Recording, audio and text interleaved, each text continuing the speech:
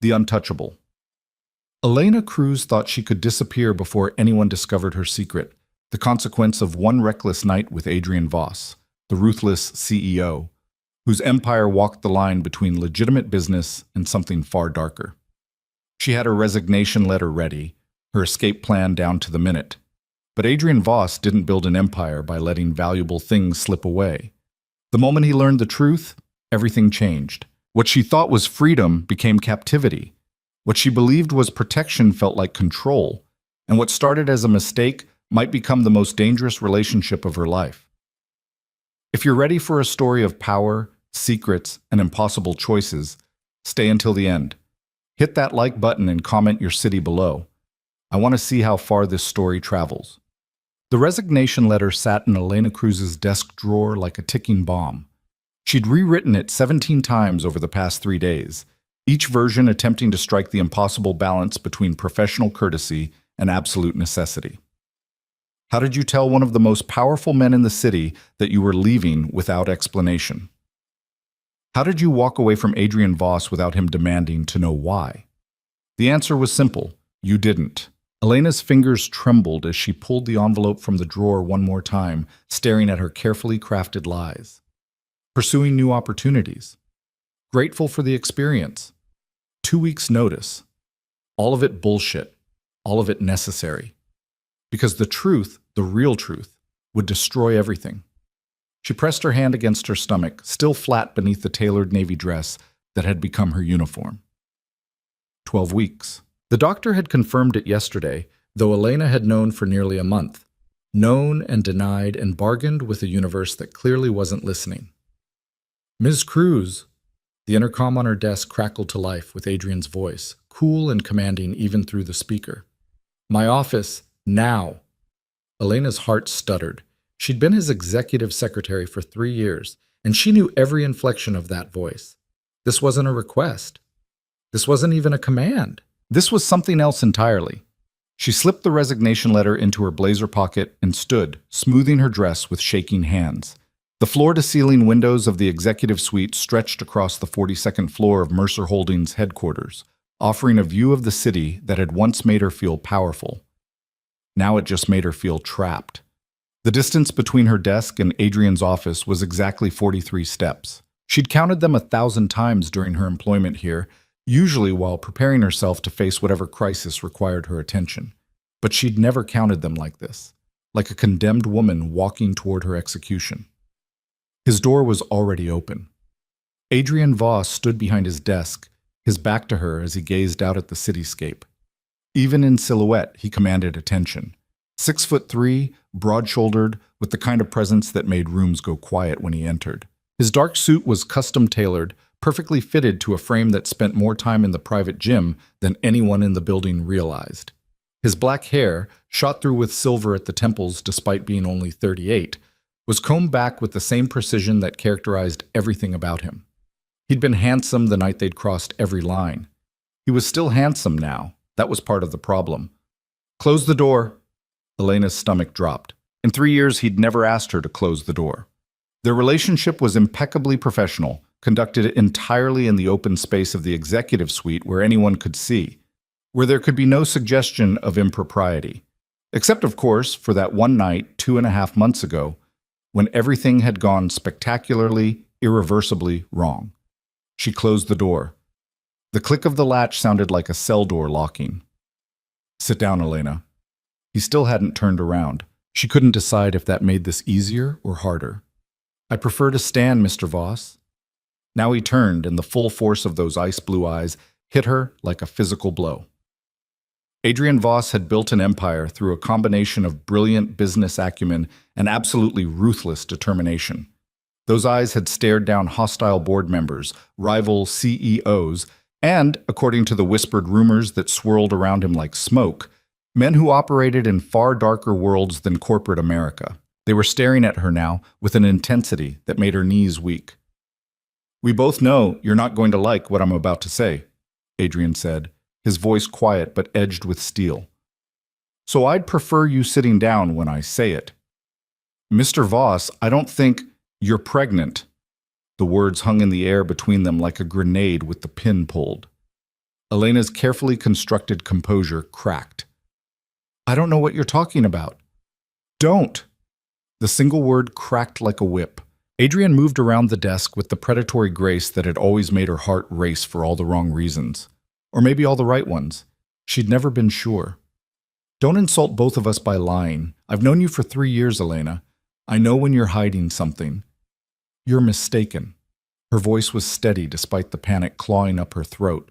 I came in here to discuss the resignation letter in your pocket. He was close now. Too close. Invading the careful space she'd maintained between them since that night. Did you think I wouldn't notice? You've been distracted for weeks. Pale. Avoiding coffee. Leaving early for appointments you won't explain. Heat flooded her cheeks. She'd been so careful. So impossibly careful. I hired an investigator, Adrian continued, and Elena's world tilted sideways. Not to spy on you. To protect you. There have been threats against my executives. Standard security protocol. His jaw tightened. Imagine my surprise when the report included a visit to an obstetrician. The resignation letter felt like it was burning through her pocket. You had no right. I have every right. His voice dropped, became something dangerous and possessive that sent shivers down her spine. Especially when it's my child. Elena's breath caught. There it was. The truth, spoken aloud in Adrian Voss's office, where the walls were soundproofed and the world couldn't hear. It's not... She couldn't even finish the lie. March 7th, Adrian said quietly. The Nakamura merger celebration. You stayed late to help me prepare for the Tokyo presentation. We were alone in the office. We'd both had too much champagne, and we made a choice that apparently has consequences. Elena closed her eyes against the memory.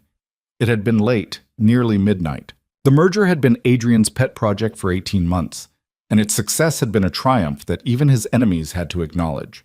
The champagne had flowed freely at the celebration, and she'd stayed behind like she always did, making sure everything was perfect for his morning flight. Except Adrian had been exhilarated, almost boyish in his victory, so unlike his usual controlled self. And she'd been tired of being invisible, tired of being professional, tired of pretending she didn't feel the electric charge between them every single day. One glass had led to another. One conversation had led to confessions neither of them should have made. One touch had led to a kiss that had led to Adrian clearing his desk with a sweep of his arm, and it was a mistake, Elena whispered, forcing her eyes open. We agreed it was a mistake. Well, we agreed it wouldn't happen again, Adrian corrected, his voice rough. We didn't agree to pretend it never happened, and we certainly didn't agree that you would run away carrying my child without telling me. I wasn't running away. The lie tasted bitter. I was leaving. There's a difference. Not to me. He reached out, and she flinched. Adrian froze, something that might have been hurt flashing across his face before the mask of control slammed back into place. I'm not going to hurt you, Elena. You're not going to let me leave either. No, he agreed simply. I'm not. The resignation letter crumpled in her fist. You can't force me to stay. I'm not forcing anything. Adrian stepped back, putting space between them again, though his eyes never left her face. I'm asking. You're pregnant with my child. That changes everything. It changes nothing. Elena's voice was sharper than she intended. We had one night, one mistake. That doesn't give you ownership over my life. Ownership? Adrian's expression darkened. Is that what you think this is about? What else would it be about? She laughed, a bitter sound that echoed in the elegant office. You're Adrian Voss. You don't let things slip out of your control. And now I'm carrying something that threatens that control, so naturally you want to manage it. Contain it. Make sure it doesn't damage your reputation or your empire. For a long moment, Adrian just stared at her. Then, unexpectedly, he smiled, a cold, dangerous expression that reminded her exactly why people feared him. You think very little of me. I think realistically of you. Elena lifted her chin, refusing to back down despite the fear skittering through her veins. I've worked for you for 3 years, Mr. Voss. I know exactly who you are. Do you? He moved to his desk, pressed a button. Margaret, clear my schedule for the rest of the day. All meetings. No exceptions. Elena's eyes widened. What are you doing? We're going to have a conversation, Adrian said calmly. A real one. Without the titles and the professional distance and the lies we've been telling ourselves for 3 years. I don't want... Sit down. The command in his voice was absolute. Please. The please was what did it. Elena had heard Adrian Voss issue thousands of orders, but she'd rarely heard him say please. She sank into one of the leather chairs facing his desk, her heart hammering. Adrian sat across from her, not behind the desk but in the matching chair, turning it so they faced each other with nothing between them but air and truth. I know what people say about me, he began, his voice quiet but firm. I know the rumors, the whispers, that I have connections to organizations that operate outside the law, that Mercer Holdings is just a front for something darker. Elena said nothing. She'd heard those rumors too. Hell, she'd seen enough irregular meetings, enough late-night phone calls in languages she didn't speak, enough cash transactions that never appeared in official books to know there was truth beneath the smoke. Some of those rumors are true, Adrian continued, and Elena's breath caught at the admission. My father built this company on the backs of deals that would never survive legal scrutiny. When he died and left it to me, I inherited more than a business. I inherited obligations, alliances, debts that can't be paid in money. Why are you telling me this? Because you're carrying my child. Adrian leaned forward, his elbows on his knees, bringing them closer together. Because that child, our child, will be born into a world that's more dangerous than you realize. Because if you walk away now, you'll have a target on your back that you can't possibly protect yourself from. Cold fear slithered down Elena's spine. What are you saying? I'm saying that the moment my enemies find out you're pregnant, they'll use it against me. Against us. His eyes were intense, burning into hers. I'm saying that you staying here under my protection is the only thing keeping you safe. That's insane. Elena stood abruptly, her chair scraping back. You're trying to scare me into... I'm trying to keep you alive. Adrian rose too, his voice sharp. Do you know what happened to the last woman I was publicly connected to? Elena froze. She'd heard whispers, 5 years ago, before she'd joined the company. A woman named Isabella, a relationship that had ended abruptly and violently. She left me, Adrian said, his voice hollow. Decided she couldn't handle my world. 3 weeks later, she was dead. Car accident, according to the police report. Brake failure. His hands clenched into fists. I knew better, but I couldn't prove it, couldn't bring her back. All I could do was make sure the men responsible paid. The temperature in the room seemed to drop 10 degrees. You're telling me, Elena said slowly, that if I leave, someone will kill me. I'm telling you that if my enemies discover you're vulnerable, they'll exploit it. Adrian's jaw was tight. I'm telling you that you're not just Elena Cruz anymore. You're the mother of Adrian Voss's child, and that makes you a target. Elena sank back into the chair, her legs suddenly unable to support her. This can't be happening. It is happening. Adrian knelt in front of her, his large hands covering hers before she could pull away. I know this isn't what you wanted. I know this isn't the life you chose, but we're here now, and I need you to trust me. She laughed, a broken sound. Trust you? You just admitted you're involved in criminal organizations. You just told me people are going to try to kill me. Why the hell would I trust you? Because I will protect you. The intensity in his voice was almost frightening. Because that child you're carrying is mine, and I protect what's mine. Because despite everything you think you know about me, I have never lied to you, and I'm not lying now. Elena looked down at their joined hands, his so much larger than hers, scarred across the knuckles in ways that told stories she'd never asked about. 3 years she'd worked beside this man. 3 years of professional perfection, of careful distance, of pretending the electricity between them didn't exist. One night had shattered all of that. And now she was carrying the consequences. What do you want from me? She whispered. Stay, Adrian said simply. Stay here, where I can protect you. Let me provide for you, for our child. Let me... He paused, seemed to struggle with the words. Let me be part of this. And if I refuse? His expression hardened. Then I'll have you moved to a secure location whether you like it or not. I won't risk your life, Elena, or our child's, even if you hate me for it. There it was. The truth beneath the request. This wasn't a choice. This was an ultimatum wrapped in concern. Elena pulled her hands from his and stood, needing distance. You can't keep me prisoner. I can keep you safe. Adrian rose, his height once again towering over her. There's a difference. Not from where I'm standing. They stared at each other across the space of the office. Two people who'd carefully maintained professional distance for 3 years now forced into an intimacy neither was prepared for. The intercom buzzed. Mr. Voss, I'm sorry to interrupt, but there's a situation. Adrian's expression never changed, but Elena saw the tension that rippled through his shoulders. What kind of situation? Dmitry Volkov is here. He says it's urgent. Elena watched the blood drain from Adrian's face. She'd never seen him react to a name with fear before. It was terrifying. Tell him I'll be right down. Adrian turned to Elena. Don't leave this office. Who's Dmitry Volkov? Someone you don't want to meet. Adrian strode to his desk, pulled open a drawer, and removed something that made Elena's stomach drop. A gun. He checked it with practiced efficiency, then slipped it into a shoulder holster hidden beneath his jacket. Stay here. Lock the door after I leave. Don't open it for anyone but me. Adrian, promise me. He was at the door, his hand on the knob, those blue eyes boring into hers with an intensity that stole her breath. Promise me you'll stay here. I promise. The words were out before she could stop them. He nodded once, then was gone. Elena locked the door with shaking hands, then sank into his desk chair, her mind reeling.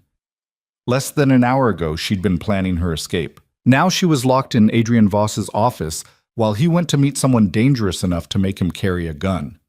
She pressed her hand to her stomach again, to the tiny life growing inside her that had upended everything. What have I gotten us into? She whispered to the silence. The office didn't answer, but through the soundproofed walls she could have sworn she heard shouting. 20 minutes passed like 20 hours. Elena paced the office, her heels clicking against the hardwood floor with metronomic precision. She counted the steps, counted the windows, counted the beats of her racing heart, anything to avoid thinking about what was happening somewhere below her. Adrian had taken a gun to a meeting. What kind of business discussion required a weapon? The kind you don't walk away from, a dark voice whispered in her mind. She found herself standing at his desk, staring at the perfectly organized surface. Everything about Adrian Voss was controlled, measured, calculated. Even his office reflected it. Expensive but not ostentatious, powerful but not showy. The desk held only a laptop, a slim folder, and a photo frame turned toward his chair. Elena had never looked at that photo. In 3 years, she'd respected his privacy, never ventured into the personal space behind the professional facade. Now, with fear churning in her gut, and her entire future hanging in the balance, she reached for it. The photo showed a younger Adrian, maybe 25, without the silver in his hair or the hard edges around his eyes. He had his arm around a woman who looked like him, same dark hair, same sharp features. She was laughing at something off camera, and Adrian was smiling at her with unguarded affection. On the back, in faded ink, Adrian and Sophia, 2013. Elena's throat tightened. She'd never heard Adrian mention a Sophia, never seen any evidence of family in his carefully curated life. The door handle rattled, and Elena nearly dropped the frame. She shoved it back onto the desk, her heart in her throat. Elena, it's me. Open the door. Adrian's voice was rougher than usual, strained. She rushed to unlock it. He looked like he'd been in a fight. His jacket was missing, his shirt partially unbuttoned, and there was a cut on his cheekbone that was bleeding sluggishly. But it was his eyes that made Elena's breath catch, dark with a violence she'd never seen in them before. What happened? She reached for him instinctively, her fingers going to the cut. Adrian caught her wrist, not roughly, but firmly. Don't. You're hurt. I'm fine. He released her and moved past, going to a cabinet hidden in the wall paneling. Inside was a first aid kit and a bottle of expensive scotch. He grabbed both. We need to talk. No kidding. Elena watched him pour 2 fingers of scotch, down it in one swallow, then pour another. Adrian, what? Dmitry Volkov knows you're pregnant. The words hit like a slap. How? Because I have a traitor in my organization. Adrian's voice was cold, controlled fury barely leashed. Someone's been feeding information to the Volkov family. They know about you, they know about the baby, and they're planning to use it. Elena sank into a chair, her legs giving out. Use it how? Adrian finally looked at her, and the raw, protective anger in his eyes made her shiver. They want leverage, control over my territory. They've offered me a deal. Give them access to my shipping routes, my contacts, my infrastructure, or they'll make sure you and the baby disappear. The room spun. They threatened to kill us. They threatened to take you. Adrian's hands clenched on the glass. Which is worse. Elena didn't want to think about what that meant. So what did you tell them? I told them to go to hell. He set the glass down with controlled precision. And then I made it very clear what would happen to anyone who touched you. The cut on your face. Dmitri wasn't happy with my answer. The ghost of a smile crossed Adrian's lips, cold and dangerous. But he's still breathing, which is more than I can say for the last man who threatened what's mine. Elena should have been terrified, should have been running for the door. Instead, she found herself asking, what happens now? Now we go public. Adrian pulled out his phone. I'm calling a press conference for tomorrow morning. We're going to announce the pregnancy, announce our relationship, and make it clear that you're under my protection. Our relationship? Elena's voice pitched higher. We don't have a relationship. We have a one-night stand and a complication. We have a child on the way. Adrian's voice was flat, brooking no argument. That's relationship enough. And once the world knows, the Volkovs can't touch you without starting a war. You're using me as a shield. I'm using the truth as a shield. He moved closer, and Elena forced herself not to back away. Elena, I know this isn't what you wanted. I know you plan to leave, to raise this child alone, to pretend that night never happened. But that option is gone now. The only way to keep you safe is to make you too visible to harm. She wanted to argue, wanted to scream into the unfairness of it all. But the cold logic of his words was undeniable. I hate this, she whispered. I know. For just a moment, Adrian's control slipped, and she saw something raw and almost vulnerable in his eyes. I know this isn't the life you chose, but it's the life we have now, and I swear to you I will keep you safe, both of you.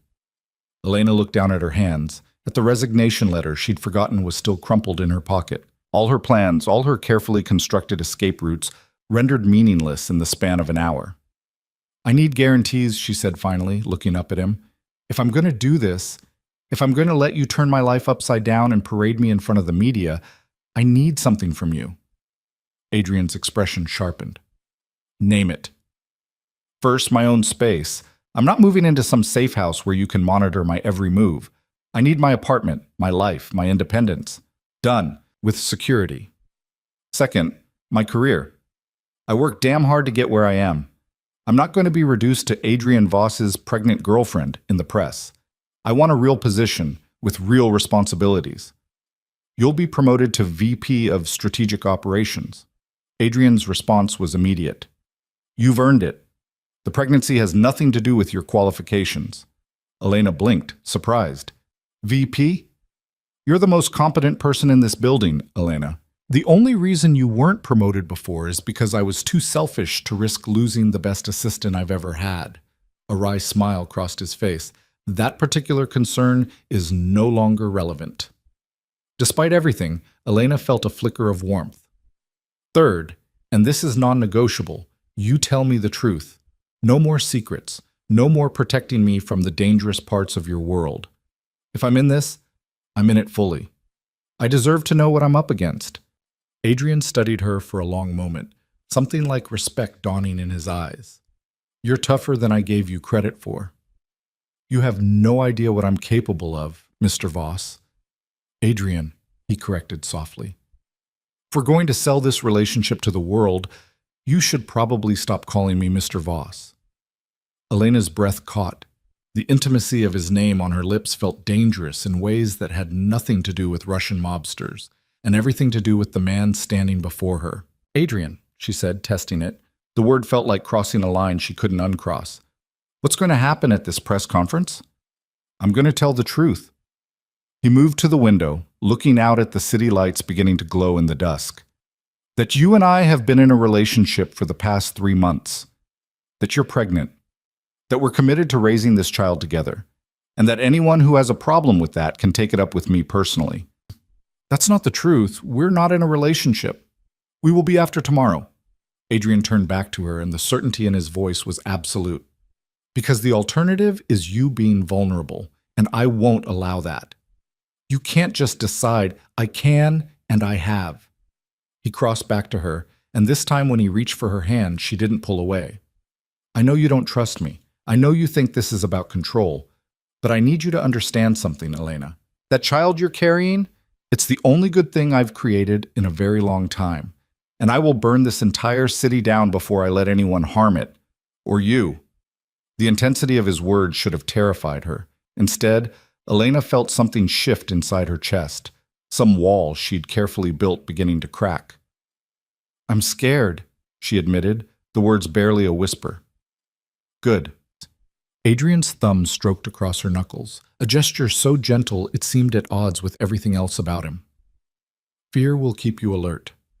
But know this, you're not alone in this anymore. Whatever happens, we face it together. Elena looked up at him, at this man who was equal parts protector and threat, salvation and cage. What if I can't do this? What if I can't be what you need me to be? You already are. His free hand came up to cup her cheek, and Elena's breath stuttered at the unexpected tenderness. You're strong enough to try to leave me, brave enough to carry a child you didn't plan for, smart enough to negotiate terms when most people would just accept my protection. You're exactly what I need you to be, Elena. You just don't know it yet. She should pull away, should maintain the distance that had kept them safe for 3 years. But the warmth of his hand on her face, the absolute certainty in his voice, the way he looked at her like she was something precious and breakable, it all combined to keep her frozen in place. The press conference is at 9 a.m., Adrian said softly. My PR team will prep you tonight. They'll ask questions about how we met, how long we've been together, whether marriage is in the future. Is it? The question escaped before Elena could stop it. Marriage? Adrian's expression became unreadable. Do you want it to be? I don't know what I want anymore. Elena pulled back, needing the distance to think clearly. 24 hours ago, I wanted to disappear. Now I'm going to be standing in front of cameras claiming to be in love with you. You don't have to claim love. Adrian's voice was carefully neutral. Respect is enough. Partnership. We can build on that. Can we? Elena laughed bitterly. How do you build a relationship on a foundation of threats and ultimatums? The same way you build anything worthwhile. Adrian moved back to the scotch, poured another glass. One choice at a time. One day at a time. One moment of trust at a time. I don't trust you. Then trust this. He raised the glass in a mock toast. I will keep you safe. I will provide for our child. And I will never ever lie to you about the dangers we face. That's more than most relationships start with. Elena wanted to argue, wanted to point out all the ways this was wrong, impossible, doomed to failure. But the exhaustion was catching up to her, the weight of the day's revelations pressing down until she could barely breathe. I need to go home, she said quietly. I need to think. You'll have security. Adrian was already pulling out his phone. 2 men, rotating shifts. They'll be discreet. Of course they will. Elena moved to the door, then paused. Adrian? The woman in the photo on your desk. Sophia. Who is she? His expression shuddered completely. Someone I failed to protect. Someone whose death I carry every day. He met her eyes. She's why I won't fail you. Elena nodded, not trusting herself to speak. She left the office, left the building, left Adrian Voss standing in the gathering darkness of his empire. But she couldn't leave behind the truth that had just upended her entire world.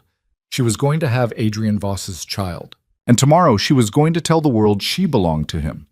The only question was whether she'd survive what came after. The security detail arrived at Elena's apartment building at 7 p.m., exactly when Adrian had promised. 2 men in dark suits, one positioned in the lobby, one outside her door.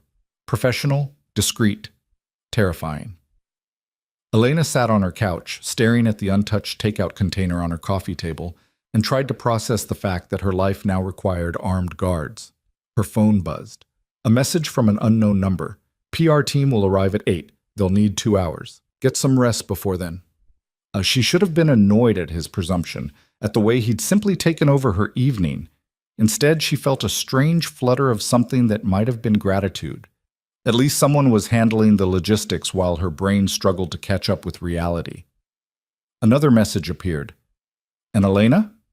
Thank you. For staying. For trusting me enough to try.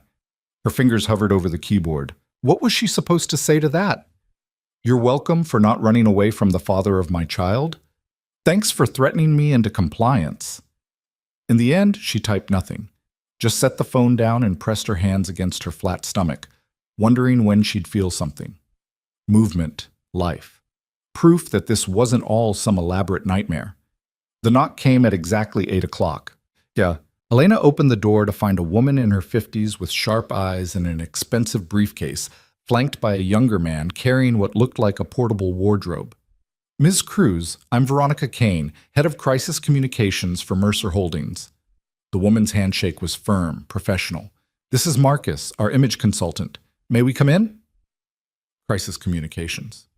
The term made Elena's stomach twist. Of course. She stepped back, letting them enter her modest apartment. It suddenly felt painfully small compared to the spaces Adrian inhabited. Veronica settled onto the couch with the efficiency of someone used to handling disasters. First, let me say congratulations on the baby. Second, let me say that what we're about to do tomorrow will change your life forever. Are you prepared for that? No, Elena said honestly, but I don't think I have a choice. There's always a choice. Veronica's expression softened fractionally. But some choices have consequences we can't afford. Adrian explained the situation with the Volkov family. He mentioned they want to kidnap me and use me for leverage. That's the sanitized version. Veronica pulled out a tablet, tapped it a few times, then turned it toward Elena. This is what happened to the last person who became leverage against Adrian Voss. The photos were brutal. Elena turned away after the first one, her hand covering her mouth. I'm sorry to show you that, Veronica said quietly, but you need to understand what we're protecting you from. The Volkovs don't make idle threats. If they get their hands on you, the best-case scenario is that Adrian gives them what they want and they return you alive. The worst case? She trailed off meaningfully. Elena forced herself to breathe through the nausea. What's the plan for tomorrow? We present you as Adrian's partner, strong, confident, choosing this relationship. The media will ask invasive questions. When did you meet? How long have you been together? Whether this baby was planned. We need your answers to be consistent with Adrian's. Marcus spoke for the first time, his voice surprisingly gentle. We also need to address your appearance. Right now you look like an executive secretary. Tomorrow, you need to look like the woman who could capture Adrian Voss's heart. Elena bristled. What's wrong with how I look? Nothing, professionally. Marcus was already opening his cases, pulling out clothing. But the media expects a certain narrative. Powerful man, beautiful woman, unexpected romance. We're going to give them that narrative while maintaining your dignity and strength. The next 2 hours were a blur of wardrobe changes, makeup trials, and practiced responses to hypothetical questions. Veronica drilled her relentlessly. How did you and Adrian fall in love? We worked together for 3 years. The professional respect grew into something more personal. When did the relationship turn romantic? 3 months ago, after the Nakamura merger. At least that part was true. Was the pregnancy planned? It was unexpected but welcomed. The lie tasted bitter, but Veronica nodded approval. Will you be getting married? We're focused on preparing for the baby right now. Marriage is a conversation for later. By 10 o'clock, Elena's head was pounding, and her feet ached from standing in the 4-inch heels Marcus insisted she needed. But when she looked in the mirror, she barely recognized herself. The woman staring back wore a cream-colored dress that somehow managed to be both modest and devastating, fitted enough to show her figure but loose enough to hide the barely there bump. Her dark hair was styled in soft waves instead of her usual severe bun. The makeup was subtle but transformative, emphasizing her eyes and making her look polished, powerful, untouchable. Perfect, Marcus murmured. You look like you belong at his side. I look like someone pretending to belong at his side, Elena corrected. Veronica stood, gathering her materials. Then pretend convincingly. Your life may depend on it. She paused at the door. Elena? Adrian Voss is many things, some of them frightening, some of them brilliant, most of them complicated. But he protects what's his with a ferocity that's almost legendary. You could do worse than having that protection. After they left, Elena stood in her transformed apartment, clothing racks everywhere, makeup covering her bathroom counter, her quiet life invaded and reorganized, and wondered who she was becoming. Her phone buzzed again. Veronica says you did well. I knew you would. Car will pick you up at 8:30 tomorrow. Try to sleep. Elena typed back before she could think better of it. Are you sleeping? The response came immediately. No, too much to prepare. Too many people to remind that touching you would be the last mistake they ever make. Despite everything, Elena felt her lips curve into a smile. Violent threats aren't romantic, Adrian. They are when they're sincere. Sleep, Elena. Tomorrow we change everything. She did sleep eventually, though her dreams were filled with cameras and questions and ice-blue eyes that promised both salvation and destruction. The car that arrived at 8:30 was a black town car with tinted windows and a driver who introduced himself simply as Davis. The same security detail from last night climbed into a second vehicle that followed them through morning traffic. Elena's hands wouldn't stop shaking. They pulled up to Mercer Holdings at 8:55. A crowd had already gathered. Journalists, cameras, curious onlookers drawn by the mysterious press conference announcement that had gone out late last night. Ms. Cruz, Davis appeared at her door. Mr. Voss is waiting inside. Are you ready? No, she would never be ready. But she nodded anyway. The lobby of Mercer Holdings had been transformed into a media staging area. Cameras lined the back wall, reporters filled rows of chairs, and at the front stood a podium with the company logo. And beside it, looking every inch the powerful CEO, in a charcoal suit that probably cost more than her monthly rent, stood Adrian Voss. His eyes found hers immediately across the crowded room. Something passed between them. Understanding, solidarity, a silent promise that they were in this together whether they liked it or not. He crossed to her in long strides, and before Elena could process what was happening, his hand was at the small of her back, guiding her forward with possessive certainty. You look beautiful, he murmured, low enough that only she could hear. I look terrified. Then we match. His hand tightened fractionally. Ready?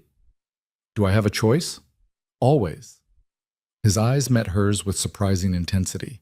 You can still walk away. I'll find another way to keep you safe. For a moment, Elena almost believed him, almost thought she could turn around, leave this circus, return to her quiet life. Then she thought of the photos Veronica had shown her, the reality of the Volkov threat, the child growing inside her who deserved better than a mother running scared. Let's do this, she said. Adrian's smile was small but genuine. That's my girl. The possessive phrasing should have annoyed her. Instead, it sent warmth flooding through her chest. They approached the podium together. Cameras flashed like lightning. The murmur of the crowd grew louder. Adrian stepped up to the microphone with the confidence of a man who'd faced down hostile takeovers and emerged victorious. Elena stood beside him, her heart hammering so hard she was certain everyone could hear it. Thank you all for coming on short notice, Adrian began, his voice carrying easily across the room. I've called this press conference to address rumors that have been circulating and to share some personal news. The room went silent. Elena could feel the weight of dozens of eyes on her. For the past 3 years, Elena Cruz has been my executive secretary and one of the most valuable members of my team. Over the past 3 months, our relationship has evolved into something more personal. Adrian turned to her, and the warmth in his eyes was so convincing Elena almost believed it herself. Elena is pregnant with my child, and I couldn't be happier about it. The explosion of camera flashes was blinding. Questions erupted from every direction. Mr. Voss, when is the baby due? Ms. Cruz, how do you respond to suggestions this is a career move? Are you planning to get married? Will Ms. Cruz remain in her position at the company? Adrian raised a hand and the room quieted. I'll take questions one at a time, but first let me be absolutely clear about something. His voice dropped, became edged with steel. Elena Cruz is under my protection. Anyone who attempts to harass her, follow her, or treat her with anything less than complete respect will answer to me personally. And trust me when I say you don't want that. The threat was delivered with such calm certainty that several reporters actually stepped back. Now, Adrian continued, his tone lightening fractionally, Elena has agreed to answer a few questions. Please keep them respectful. A woman in the front row raised her hand. Ms. Cruz, this seems like a very sudden announcement. How long have you been in a relationship with Mr. Voss? Elena stepped to the microphone, channeling every ounce of the strength Veronica had drilled into her. Adrian and I have worked closely together for 3 years. The relationship became romantic approximately 3 months ago. When we discovered I was pregnant, we made the decision to go public rather than hide something we're both committed to. Was the pregnancy planned? Another reporter, male, with skeptical eyes. It was unexpected, Elena said evenly, but welcomed. Mr. Voss, you've been famously private about your personal life. Why go public now? Adrian's hand found Elena's, his fingers threading through hers with easy intimacy. Because the woman I care about and my unborn child deserve better than being treated like a secret. Because I'm proud of this relationship and this family we're building. And because I want the world to know that they're mine. The possessiveness in his voice sent shivers down Elena's spine. He was playing his role perfectly. The powerful man claiming his woman with absolute conviction. She just wished she could tell where the performance ended and reality began. Ms. Cruz, will you continue working at Mercer Holdings? This was the question Veronica had prepared her for extensively. I've been promoted to Vice President of Strategic Operations, Elena said, lifting her chin. My pregnancy has no bearing on my professional capabilities. I earned this position through 3 years of dedicated work, and I intend to continue contributing to this company's success. Some might suggest the promotion is related to your personal relationship with Mr. Voss. Some people will always find reasons to diminish a woman's achievements. Elena's voice sharpened. I've been managing complex international negotiations, overseeing million-dollar projects, and serving as the operational backbone of this company for years. The only thing that's changed is that Adrian finally recognized what I've been contributing all along. Adrian's hand tightened on hers, and when she glanced at him, she saw something like pride in his eyes. The questions continued for another 20 minutes. Most were variations on the same themes: timeline, plans for the future, how they'd keep their relationship professional at work. Elena answered with the smooth confidence Veronica had trained into her, while Adrian stood beside her like an immovable force. Finally, Veronica stepped forward. That's all the time we have today. Thank you for coming. As they turned to leave, a voice rang out from the back. Mr. Voss, is it true you have connections to the Volkov crime family? Elena felt Adrian go rigid beside her. I have business connections throughout this city, he said carefully. Some of them are complicated, but my personal life is exactly that, personal, and off limits. What about reports that Elena Cruz is being used as leverage in a territorial dispute? Adrian's expression went cold in a way that made Elena's blood freeze. The only people who would use a pregnant woman as leverage are cowards who know they can't compete with me legitimately. And those cowards should understand something very clearly. Touching Elena would be the last mistake they ever make. Now, if you'll excuse us, my partner needs rest. He guided Elena away from the podium with a hand that trembled slightly with controlled rage. They made it to the elevator before she finally spoke. That last question was planted by the Volkovs to test me. Adrian stabbed the button for his office floor. They wanted to see how I'd respond to public pressure. And you just threatened them on live television. I made a promise on live television. The elevator doors closed, sealing them in privacy. There's a difference. Elena leaned against the wall, the adrenaline draining away and leaving her shaky. This is insane, all of it. The press conference, the threats, this whole situation. I know.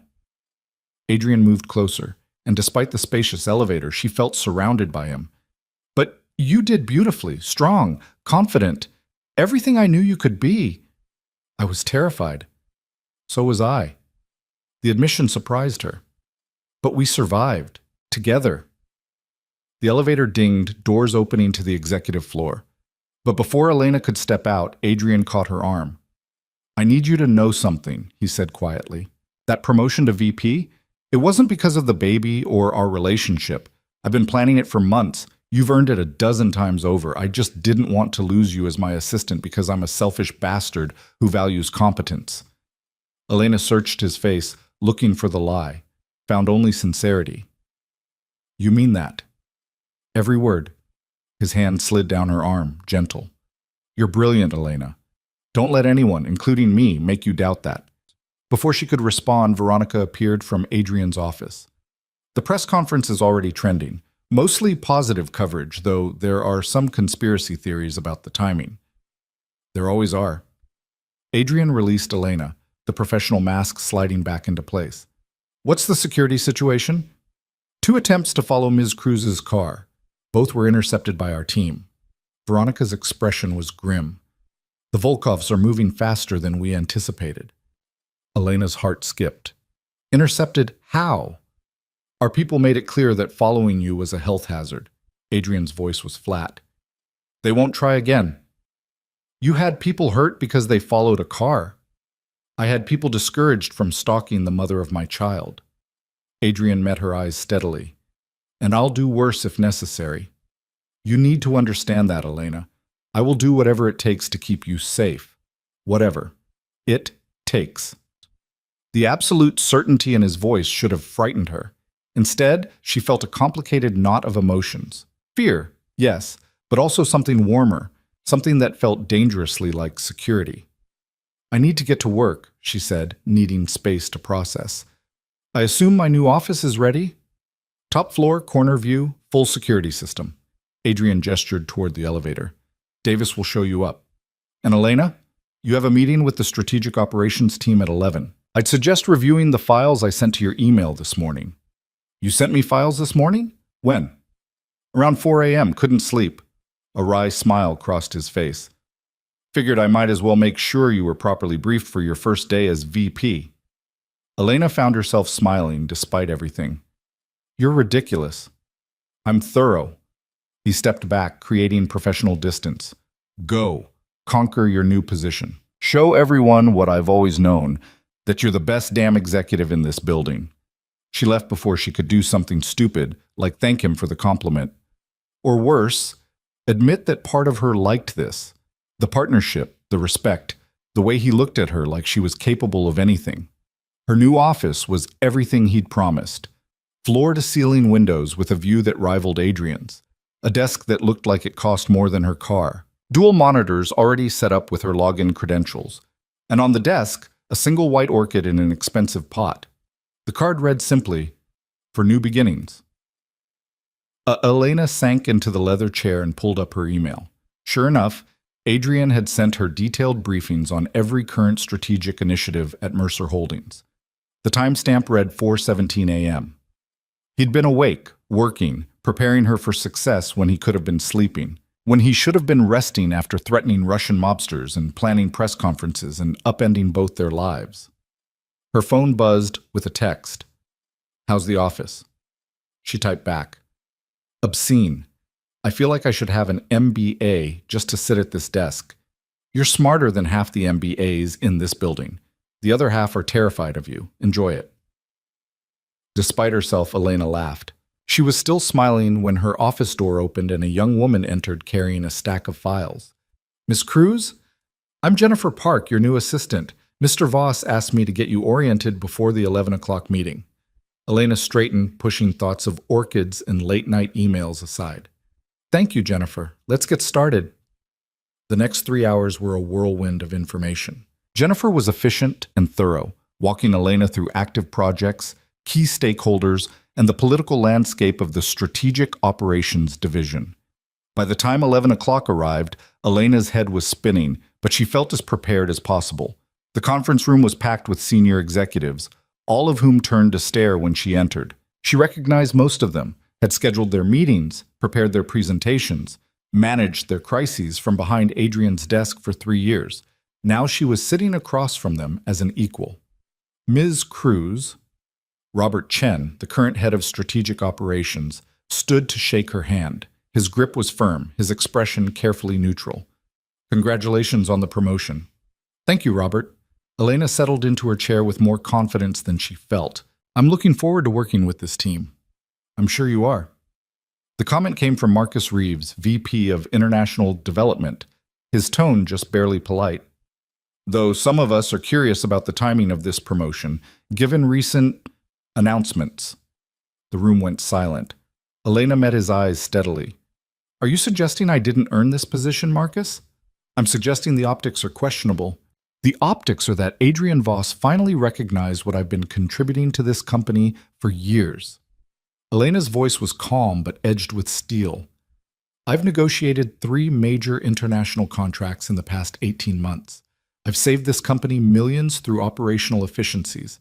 I've managed crises that would have destroyed lesser organizations. My pregnancy has nothing to do with my qualifications. But if you'd like to challenge those qualifications, we can schedule a one-on-one meeting to review my performance record in detail. Marcus's jaw tightened, but he said nothing. Good. Elena pulled out her tablet. Now, I've reviewed the current strategic initiatives, and I have concerns about the Baxter acquisition timeline. Robert, can you walk me through the latest projections? For the next hour, Elena proved exactly why Adrian had promoted her. She asked incisive questions, identified risks others had missed, and proposed solutions that made even Marcus grudgingly nod in approval. By the time the meeting ended, she'd earned the respect of most of the room. She could see it in their eyes, surprise giving way to recognition that she belonged here. Robert lingered after the others left. That was impressive.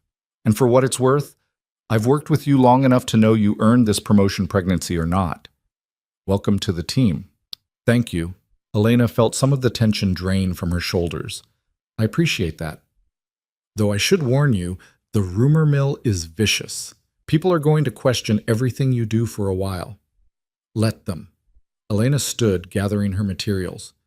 I've spent 3 years being invisible. I can handle being scrutinized. Robert smiled. Something tells me you're going to be just fine, Miss Cruz. After he left, Elena allowed herself a moment to simply breathe.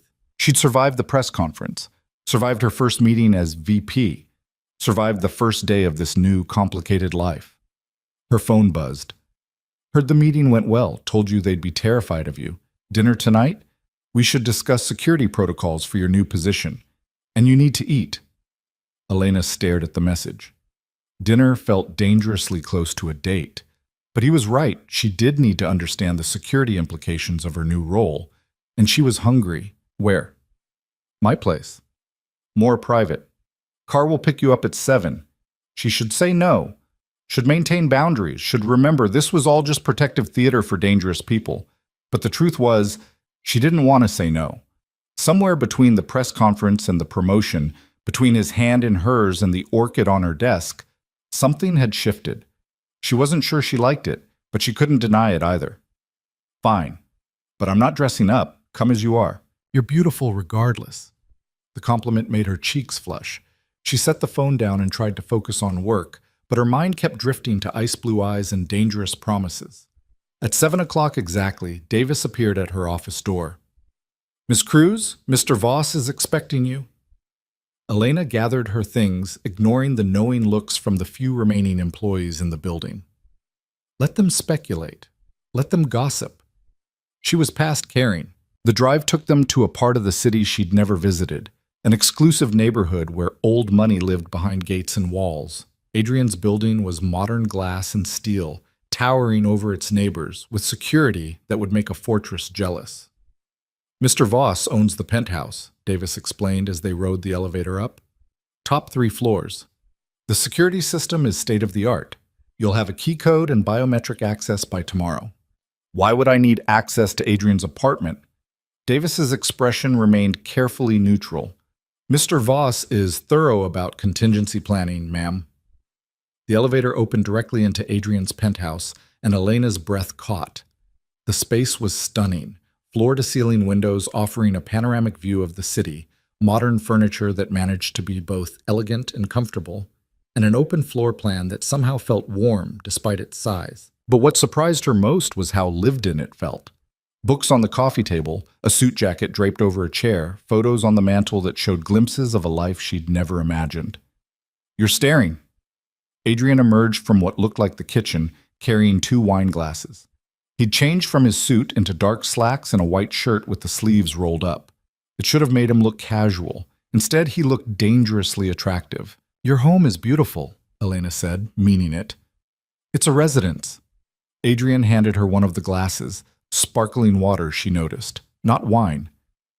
"Home is something different." "What's the difference?" "Home is where you feel safe enough to be yourself." He gestured toward the dining area where a table had been set for two. "I'm not sure I've ever really had that." The admission was so unexpected, so vulnerable, that Elena didn't know how to respond. She followed him to the table, noting that he'd apparently cooked, or at least arranged for someone to cook. The meal was simple but elegant: grilled salmon, roasted vegetables, fresh bread. "You didn't have to go to all this trouble," she said as he held out her chair. "I wanted to." Adrian sat across from her. "And we do need to discuss security. But first, we need to talk about something else." Elena's stomach tightened. "What?" "The fact that we're about to spend the next 6 months working together, living a public relationship and preparing for a child. And we barely know each other outside of work." "We know each other." Elena picked up her fork, needing something to do with her hands. "We've worked together for 3 years." "We've worked together for 3 years with careful professional distance." Adrian's eyes were intent on hers. "But that distance is gone now. And if we're going to make this work, if we're going to convince the world and keep you safe, we need to actually know each other." "What do you want to know?" "Everything." The word was simple but weighted with meaning. Where you grew up, what you dream about, why you took a job as an executive secretary when you're clearly capable of running the entire company. Elena set down her fork. "That's a lot to ask over dinner." "Then we'll have a lot of dinners." Adrian's smile was small but genuine. "We have time, Elena. 6 months until the baby. A lifetime after that. I'd like to spend it with someone I actually know, not just someone I'm protecting." The sincerity in his voice undid something in her chest. Elena took a breath, then another, then made a decision that felt like jumping off a cliff. "Okay," she said quietly, "but it goes both ways. I want to know about you too. The real you, not the CEO or the man with mob connections. I want to know about Sophia and your father, and why you look so sad sometimes when you think no one's watching." Adrian's expression flickered with surprise, then something deeper. "Deal. But fair warning, some of my answers are going to be dark. I'm carrying your child and being threatened by Russian mobsters. I think I can handle dark." His laugh was unexpected and genuine. "You really are something, Elena Cruz." They ate and they talked. Adrian told her about growing up in a family where love was transactional and business was everything. Elena shared stories of her childhood in a small town she'd left the moment she could. He described his sister Sophia, brilliant, kind, killed in a car accident that he still blamed himself for not preventing. She admitted she'd taken the secretary position because she'd needed any job, any income, and had planned to move up but got comfortable being invisible. The conversation flowed easier than she'd expected. Without the armor of professionalism, Adrian was different, still intense, still commanding, but also surprisingly thoughtful. He listened when she spoke, asked questions that showed genuine interest, and occasionally smiled in a way that transformed his entire face. By the time dinner ended, Elena had learned more about Adrian Voss in 2 hours than she'd learned in 3 years of working beside him. "Thank you for tonight," she said as he walked her toward the elevator. "I needed this, to feel like a person instead of a problem to be solved." "You're not a problem, Elena." Adrian stopped in front of the elevator, his hand reaching up to tuck a strand of hair behind her ear. The gesture was achingly gentle. "You're something I didn't know I needed." Her breath caught. "Adrian, I know this isn't what you wanted. I know I pushed you into this, threatened you, left you no choice." His thumb brushed across her cheek. "But I need you to know that if I could go back, if I could do this differently, I would. I'd court you properly, give you time, let you choose me freely instead of out of fear." "You can't go back," Elena whispered. "No, but I can try to make the present better." His hand dropped, and she immediately missed the warmth. "Security briefing tomorrow. Your apartment or mine?" "Mine."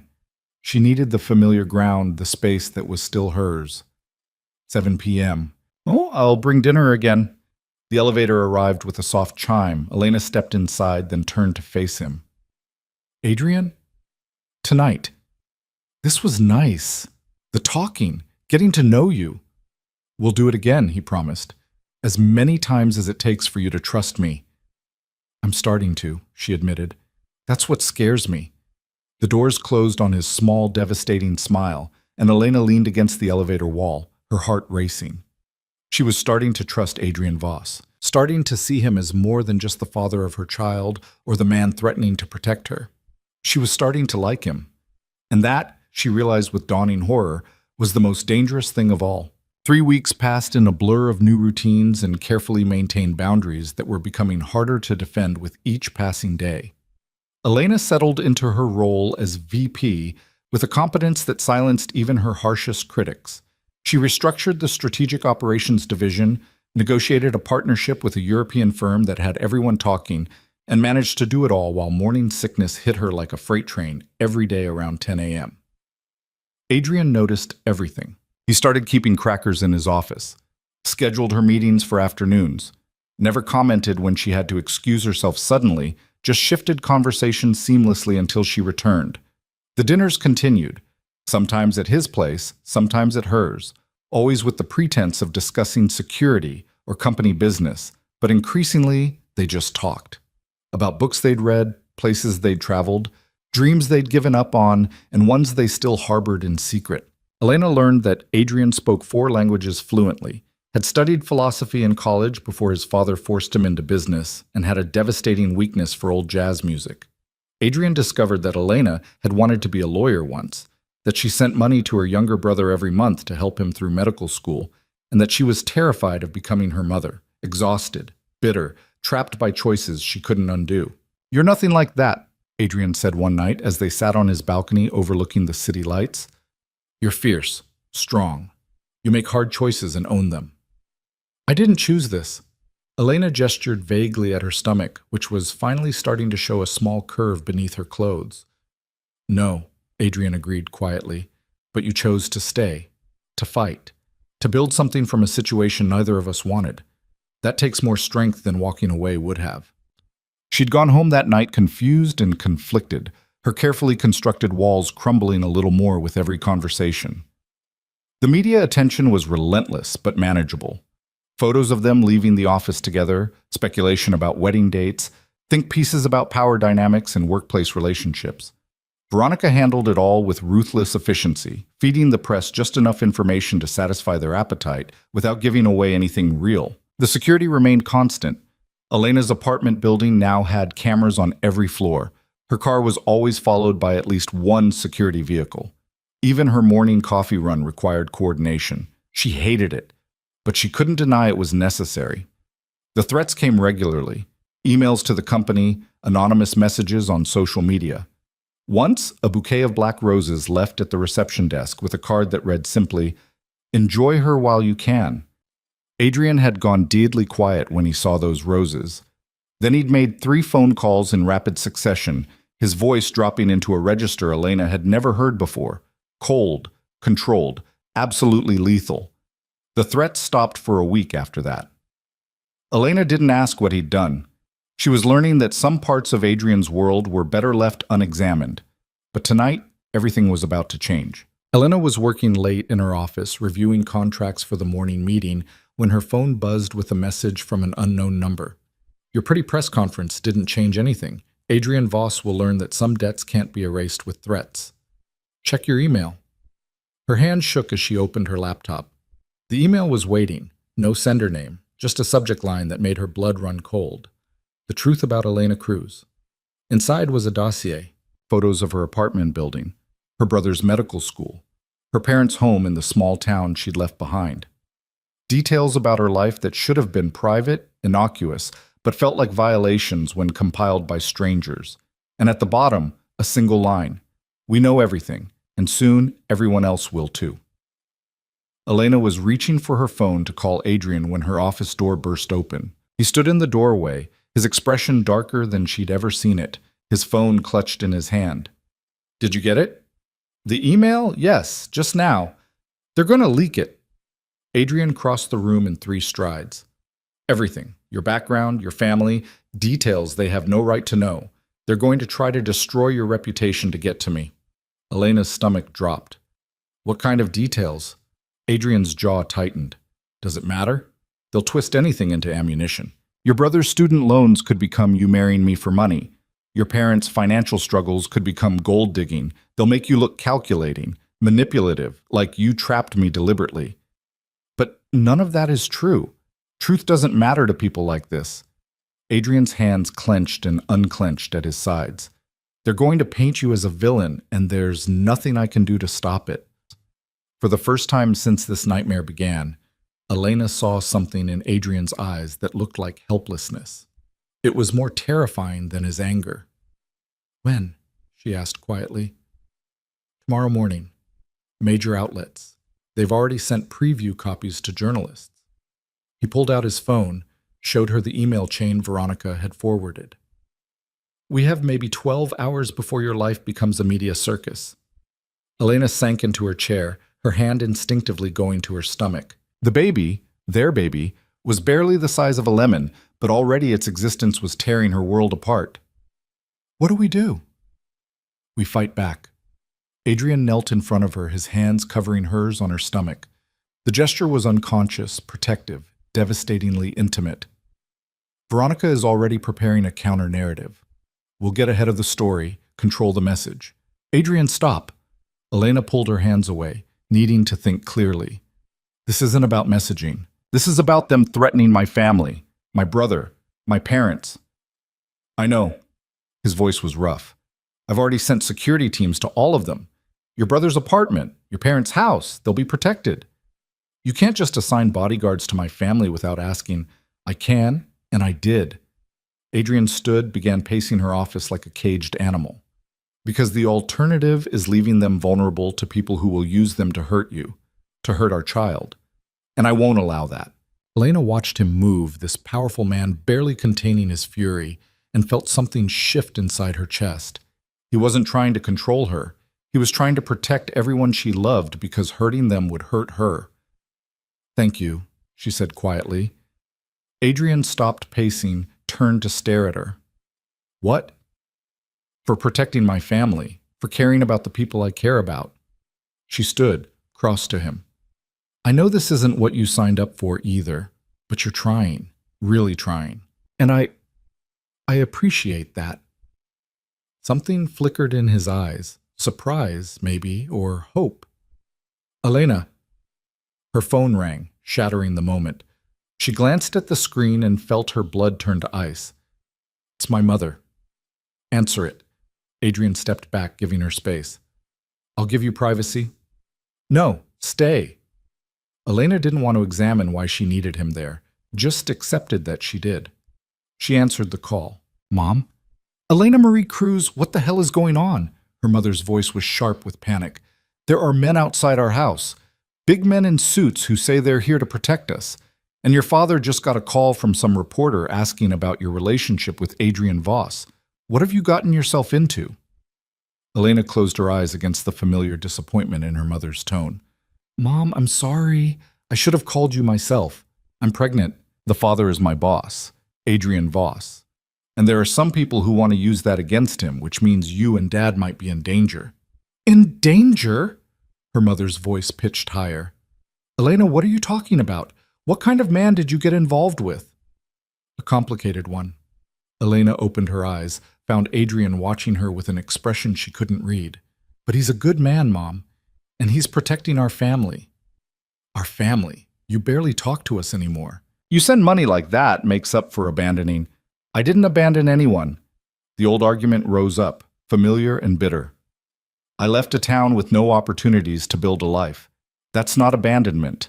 That's survival. And now you're pregnant by some rich man with enemies dangerous enough to need bodyguards. Is this the life you wanted, Elena? Is this better? The question hit harder than her mother probably intended. Was this better? A high-powered job, a complicated relationship, a child on the way, and threats from Russian mobsters.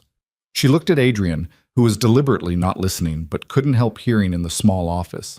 At this man who brought her crackers during morning sickness and sent security teams to protect her family and looked at her sometimes like she was the most important thing in his world. Yes, Elena said quietly. It's better, because I chose it. Even the parts I didn't plan for, I'm choosing now. That's more than you ever had, Mom. Silence on the other end. Then, softer, is he good to you? This Adrian? Elena's throat tightened. He's trying to be. We're both trying. Then I suppose that's all anyone can ask for. Her mother sighed. Keep the security. Your father is already arguing with them, but keep them anyway. And Elena, call your brother. He's worried sick. I will. I love you, Mom. Love you too, baby. Even when you're making my hair gray with worry. The call ended and Elena set the phone down with shaking hands. That went better than expected. Your mother sounds formidable. Adrian's voice was carefully neutral. She is. Had to be, raising 3 kids on a waitress's salary after my dad got injured and couldn't work construction anymore. Elena turned to face him fully. She taught me that you do what you have to do, whatever it takes to protect the people you love. Sounds like someone else I know. Adrian's expression softened. Are you okay? No? The honesty surprised her. I'm terrified. Of the media leak. Of the Volkovs. Of this whole situation. But I'm also... She trailed off, searching for words. Also what? Starting to believe we might survive this. Elena crossed to him, stood close enough to feel the heat radiating from his body. Together, as a team, not just as people forced into proximity. Adrian's hand came up to cup her face, his thumb brushing across her cheekbone in a gesture that had become familiar over their dinners. Elena, I need to tell you something. What? That night, the merger celebration, when everything changed between us. His eyes were intense on hers. It wasn't just the champagne. It wasn't just physical. I'd been fighting feelings for you for months, maybe longer.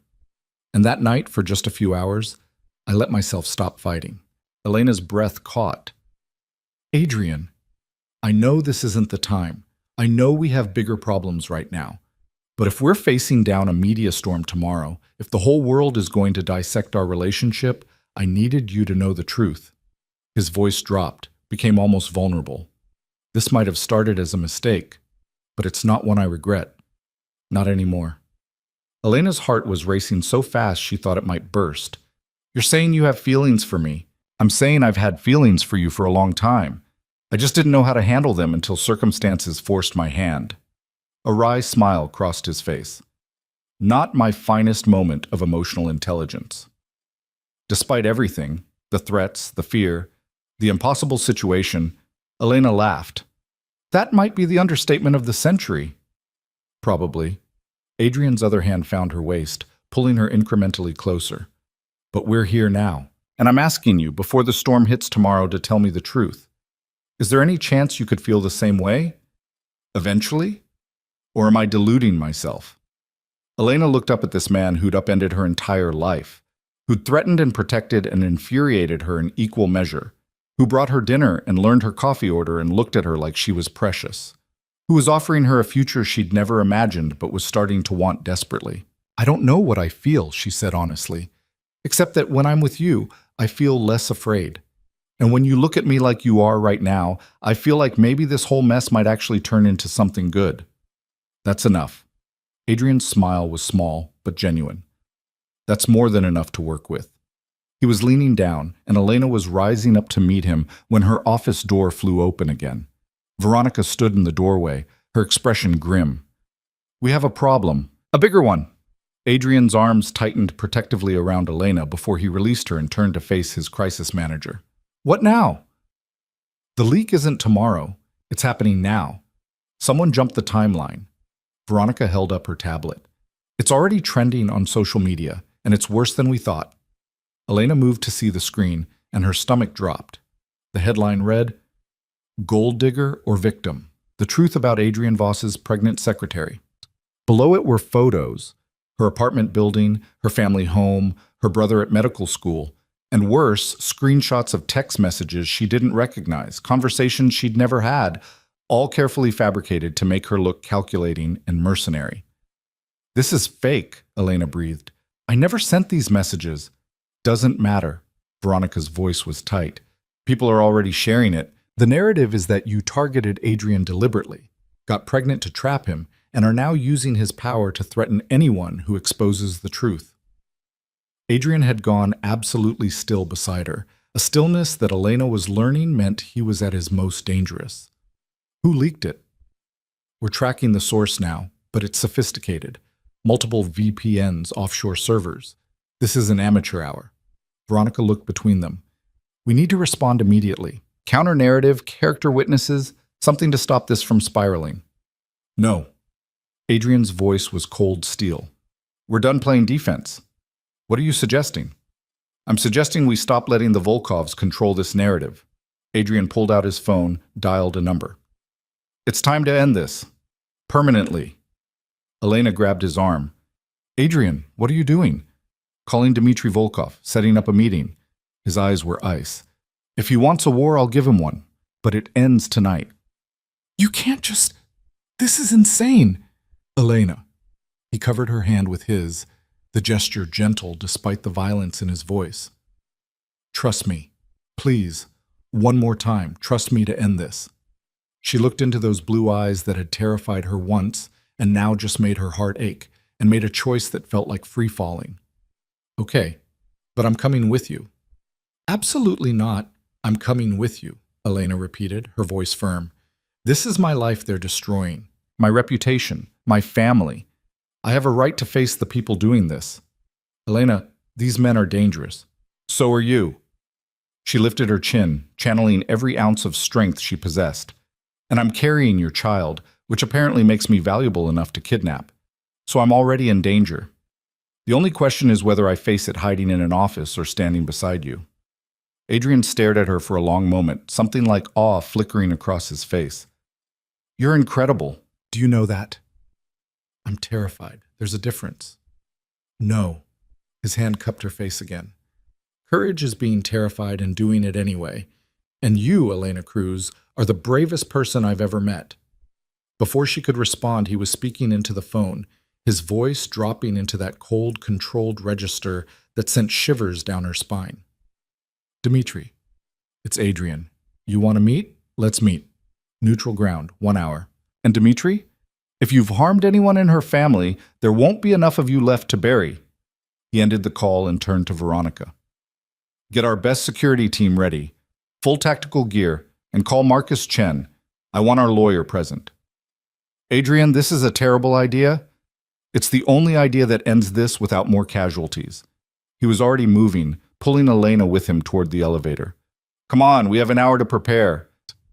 The car ride to the meeting location was tense and silent. Adrian had changed into darker clothes, strapped a gun to his side with the casual efficiency of someone who'd done it 1,000 times. Elena sat beside him in the back of the armored town car, her hand resting on her stomach, trying to calm the racing of her heart. Where are we meeting? She asked finally. One of my warehouses near the docks. Neutral territory, plenty of space for both security teams, and cameras everywhere. Adrian's hand found hers, squeezed. I won't let anything happen to you. What about you? I've been doing this since I was 23, when my father died and I inherited his empire and all its complications. His voice was matter-of-fact. I know how to handle men like Dmitry Volkov. The warehouse was exactly as he'd described, massive, industrial, with Adrian's security team already positioned at every entrance. Elena counted at least a dozen men, all armed, all watching the perimeter with professional alertness. Inside, the space was cavernous and cold.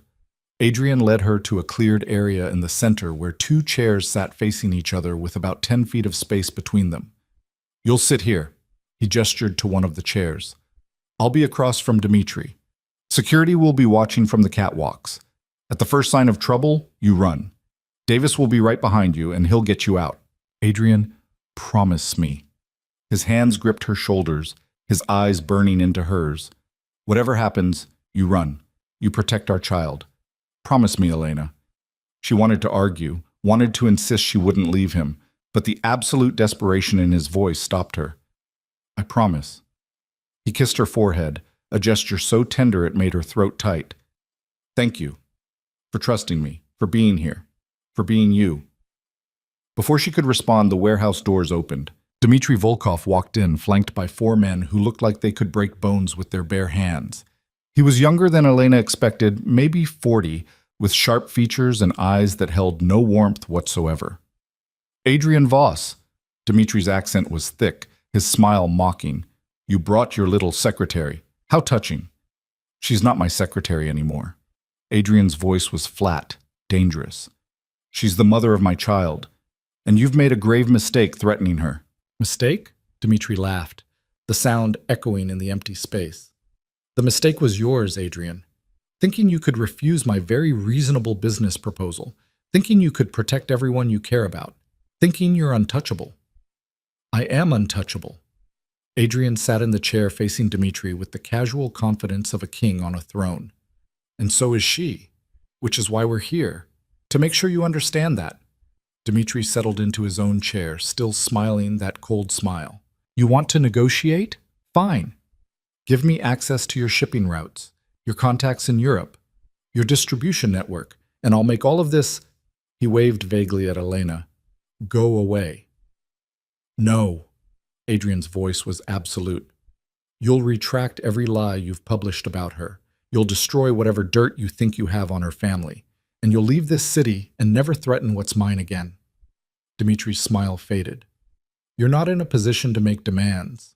I'm in the only position that matters. Adrian leaned forward, his voice dropping to something almost conversational.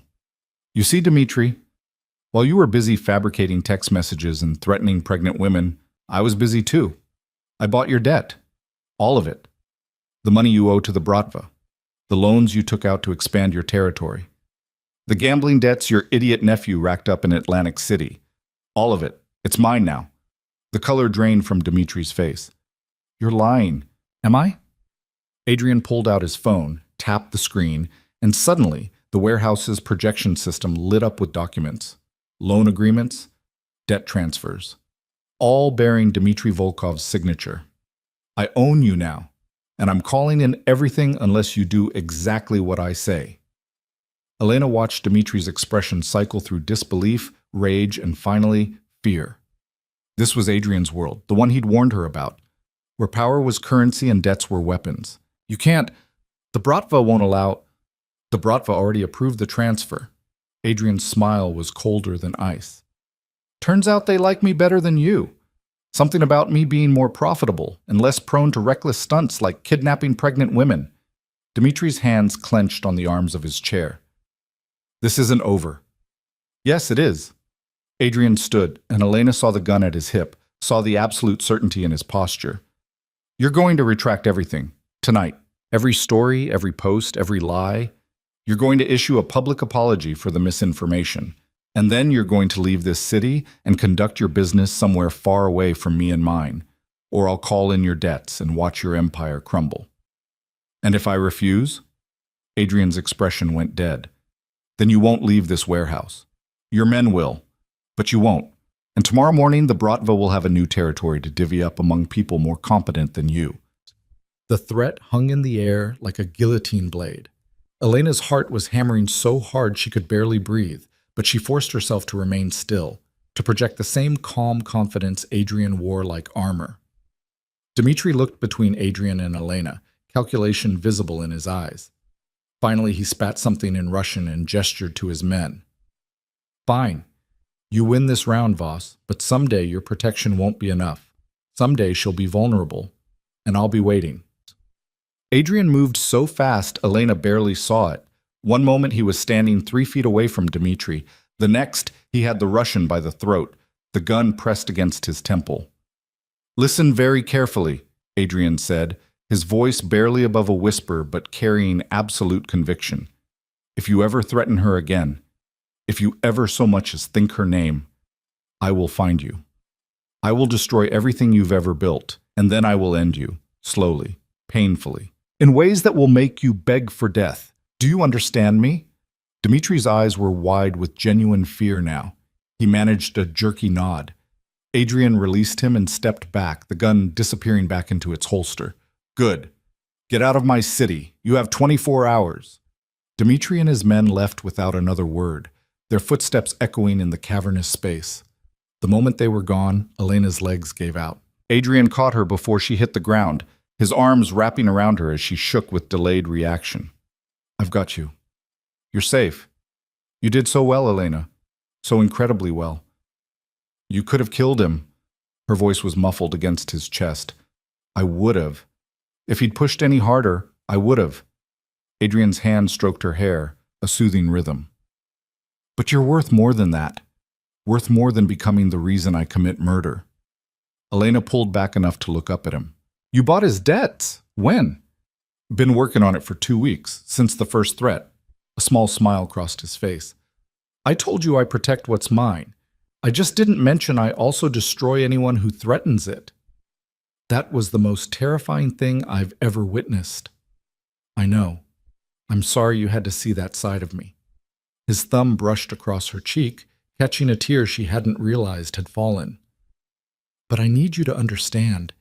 This is who I am. This is the world I live in. And if you stay with me, you'll see more of it. Elena looked into his eyes, saw the question there, the vulnerability, the hope that she wouldn't run now that she'd seen the monster beneath the elegant suits. Take me home, she said quietly. Adrian's expression shuddered. Of course. Davis will... You're home, Adrian.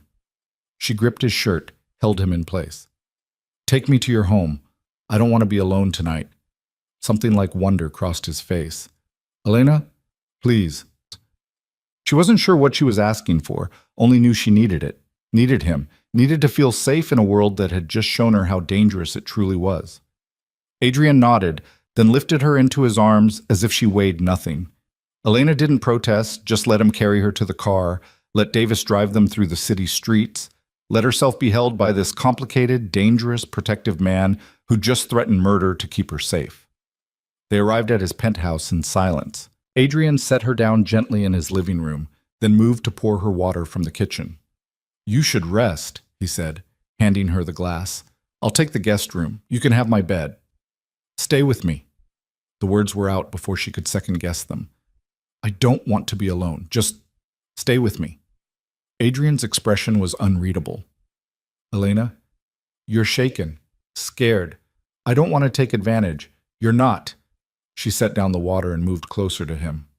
I'm asking, clearly. I want you to stay with me, hold me, help me forget what I just saw for a little while. I don't know if I can forget, Adrian admitted. I keep replaying what could have gone wrong. What would have happened if he'd called my bluff? You weren't bluffing. Elena's hand found his chest, felt his heart racing beneath her palm. You would have killed him, for me, for our child. In a heartbeat. No hesitation. Does that terrify you? Yes. She met his eyes steadily. But it also makes me feel safer than I've ever felt in my life. And I don't know what that says about me. It says you're a survivor. Adrian's arms came around her, and Elena melted into the embrace. It says you understand that sometimes the world requires monsters to fight monsters. And it says you're brave enough to stand beside one. They stood there in his living room, holding each other as the adrenaline slowly faded and exhaustion took its place. Finally, Adrian pulled back enough to meet her eyes. Come on, let's get you to bed. He led her to his bedroom, a massive space dominated by a king-size bed with the windows overlooking the city. Elena sat on the edge while Adrian disappeared into his closet, returning with a soft t-shirt. This will be more comfortable than your dress. He handed it to her, then turned away to give her privacy. Elena changed quickly, the shirt falling to mid-thigh, smelling like him in ways that made her stomach flutter. You can look now. Adrian turned back, and something heated flashed in his eyes before he controlled it. You should sleep. It's been a hell of a night. Will you stay? She climbed under the covers, suddenly afraid he'd leave her alone. Do you want me to? Yes. He kicked off his shoes and slid into the bed beside her, staying carefully on top of the covers, maintaining that last boundary between them. Elena rolled toward him, and his arm came around her instinctively, pulling her close. Thank you, she whispered into the darkness, for protecting me, for ending this, for being terrifying and gentle at the same time. Thank you for not running. His lips brushed her forehead. For seeing the worst of me and staying anyway. Elena's hand found his over her stomach, their fingers intertwining over the tiny life growing inside her. We're in this together now, all the way. No more halfway, no more pretending this is just about protection. What is it about? Adrian's voice was rough with something that sounded like hope. I don't know yet. She turned her face up to his, found him closer than she expected. But I want to find out, if you do. Elena, I've wanted nothing else since the moment I realized I was falling for you. His thumb brushed across her knuckles. I'm just terrified I'll fail you, like I failed Sophia. You didn't fail her. You told me. Car accident, brake failure. That wasn't your fault. I knew she was in danger. Knew my enemies might target her, but I thought keeping her at a distance would protect her. His voice cracked. I was wrong, and she died because I didn't hold on tight enough. Elena's heart broke for the pain in his voice. I'm not Sophia, and you're not letting go of me. We're going to survive this, together. Adrian pulled her impossibly closer, burying his face in her hair. I hope you're right, because losing you would destroy me. They fell asleep tangled together, boundaries crossed and new ones forming, in a bed that smelled like safety and felt like home for the first time in Elena's life. Tomorrow, they'd face the aftermath of tonight's confrontation. Tomorrow, they'd deal with the media and the company and the world's judgment. But tonight, they had this, each other. The truth of what was growing between them, as undeniable as the child growing inside her. And for now, that was enough. Elena woke to sunlight streaming through floor-to-ceiling windows and the unfamiliar weight of an arm around her waist. For a disoriented moment, she couldn't remember where she was. Then the events of last night crashed back. The warehouse, Dmitry Volkov's threats, Adrian's cold fury, and the choice she'd made to stay.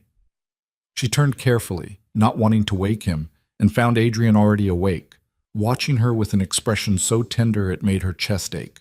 How long have you been awake? She whispered. About an hour. His thumb traced lazy circles on her hip through the thin fabric of his t-shirt. Couldn't stop watching you sleep. You look peaceful, like the world isn't complicated. It is, though. Elena shifted closer, drawn by the warmth radiating from him. Incredibly complicated. Yes. Adrian's hand slid up to cup her face. But maybe that's okay. Maybe complicated is better than simple. Before Elena could respond, his phone buzzed insistently on the nightstand. Adrian groaned, reaching for it without releasing her. His expression darkened as he read the screen. What is it? Veronica. The retraction went live an hour ago. Dmitry kept his word. Adrian showed her the screen. Every major outlet that had published the fabricated story now had a prominent correction, citing unverified sources and misinformation. Some even included apologies to Elena directly. It's over? Elena couldn't quite believe it. The immediate threat, yes. Adrian set the phone down, his attention returning to her. But there will be fallout, questions about how the retraction happened so quickly, speculation about what leverage I used. The media doesn't like admitting they were wrong. Let them speculate. Elena surprised herself with her own certainty. We know the truth. That's enough. Adrian's smile was slow and devastating. When did you become so fearless? When I realized being afraid wasn't protecting me. It was just making me miserable. She reached up, traced the line of his jaw. And when I realized I had someone worth being brave for. Elena. Her name was a rough whisper. I need to tell you something. What? Last night, when you asked me to stay, when you let me hold you, he paused, seeming to struggle with the words. That meant more to me than any business deal I've ever closed, any victory I've ever won. Because you chose it. Chose me. Even after seeing the worst parts of who I am. Elena's throat tightened. Adrian, those parts aren't the worst of you. They're just the parts you use to protect what matters. There's a difference. Is there? His eyes searched hers. I threatened to kill a man last night. I bought another man's debt specifically so I could destroy him. Those aren't the actions of a good person. Good is complicated. Elena shifted, propping herself up on one elbow so she could look down at him. You also protected my family, ended a threat that could have destroyed my life, made sure my brother and parents were safe. Those are the actions of someone who cares, Someone who uses power for something other than just accumulating more power. Adrian's hand slid into her hair, pulling her down until their foreheads touched. How are you so sure about me when I'm not sure about myself? Because I've spent 3 years watching you make impossible decisions with more integrity than most people could manage. Because you've never lied to me, even when the truth was ugly. Because you look at our child like it's a miracle instead of a complication. She pulled back enough to meet his eyes. Because last night, you could have just had Dmitri killed and been done with it. But you gave him a way out. Even someone who threatened me, you gave them mercy. That wasn't mercy. That was strategy. It was both. Elena's hand found his chest, felt his heart racing beneath her palm. You're both, Adrian. Strategic and merciful. Dangerous and protective. Ruthless and gentle. And I'm starting to think maybe that's exactly what I need. Something shifted in his expression, vulnerability giving way to heat. What are you saying? I'm saying I'm tired of pretending this is just about the baby. Tired of maintaining distance when all I want is to be closer. Her voice dropped.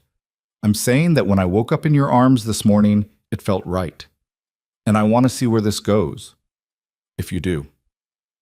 Adrian's response was to pull her down into a kiss that stole her breath and made the world disappear. It was nothing like their first kiss months ago, that had been champagne and recklessness and mutual surrender to something they couldn't control. This was deliberate, conscious, a choice they were both making with clear eyes and racing hearts. When they finally broke apart, both breathing hard, Adrian rested his forehead against hers. I've wanted to do that since the press conference, since you stood beside me and faced down the cameras like you owned the world. I was terrified. You were magnificent. He kissed her again, softer this time. You're always magnificent, even when you're terrified, especially then. Elena's phone buzzed, shattering the moment. She groaned, reaching for it on Adrian's nightstand. A text from her brother, Michael. Mom told me everything. Are you okay? Do I need to come home? Also, who are these guys in suits outside my building? She showed the message to Adrian, who had the grace to look slightly sheepish. I might have been overly cautious with the security detail. You think? But Elena was smiling as she typed back. I'm fine. The suits are temporary. Stay in school. And yes, we need to talk. Soon. Love you. Another message appeared, this one from Veronica. Office in 1 hour. We need to discuss the promotion strategy now that the crisis is contained. Reality was reasserting itself with the inevitability of sunrise. Elena sighed, setting the phone down. We should probably get ready for work. Probably. Adrian made no move to release her. Or we could stay here, let the world sort itself out for once. Tempting. But I have a meeting with the European partners at 10, and you have that board presentation. Elena forced herself to sit up, immediately missing his warmth. Besides, we have to face everyone eventually. Might as well do it now. Adrian rose with fluid grace, crossing to his closet. There are spare toiletries in the guest bathroom, and I had some clothes brought over for you. Professional options, various sizes. They're in the closet there. Elena paused halfway to the bathroom. When did you have clothes brought over? Last week. Adrian emerged with a fresh suit. After you mentioned hating emergency wardrobe changes. Figured it made sense to have options here. Just in case. The casual thoughtfulness of it made her chest tight. Thank you. You keep thanking me for basic consideration. His expression was puzzled. Why? Because most people don't think that far ahead. Don't plan for someone else's comfort without being asked. Elena crossed back to him, rose on her toes to press a quick kiss to his jaw. You do. Even when you're busy threatening mobsters and running an empire. She left him standing there, looking stunned and headed for the guest bathroom, her heart lighter than it had been in months. The clothes Adrian had selected were perfect, professional but not stuffy, various styles that accounted for her changing body. Elena chose a deep blue dress that skimmed her figure without clinging, paired it with the heels from yesterday, and emerged feeling more like herself than she had since this whole ordeal began. Adrian was waiting in the kitchen, 2 travel mugs of coffee, decaf for her, she noticed, and a paper bag that smelled like heaven. Breakfast sandwiches from that place you like on 5th? He handed her both. You mentioned craving their eggs last week. Elena stared at him. You remembered a casual comment I made about breakfast food? I remember everything you tell me. Adrian shrugged into his suit jacket. It's not difficult when someone actually interests you. They rode to Mercer Holdings together, Davis navigating morning traffic with practiced ease. Elena found herself watching Adrian review documents on his tablet, his brow furrowed in concentration, and felt a wave of affection so strong it surprised her. What? Adrian glanced up, catching her staring. Nothing, just, this is nice, the routine of it, going to work together. We've gone to work together for 3 years. Not like this, Elena gestured between them. Not as whatever we are now. Adrian's smile was soft. Partners, in every sense of the word, if that's what you want. It is. The certainty in her voice surprised them both. The moment they entered the building, Elena felt the weight of dozens of eyes. Whispers followed them across the lobby, through the elevator, down the hall to the executive floor. Some curious, some speculative, some openly hostile. Elena lifted her chin and ignored them all. Ms. Cruz, Jennifer was waiting at her office, looking relieved. Thank goodness. The phones have been ringing nonstop since the retractions went live. Everyone wants a statement. Draft a simple response.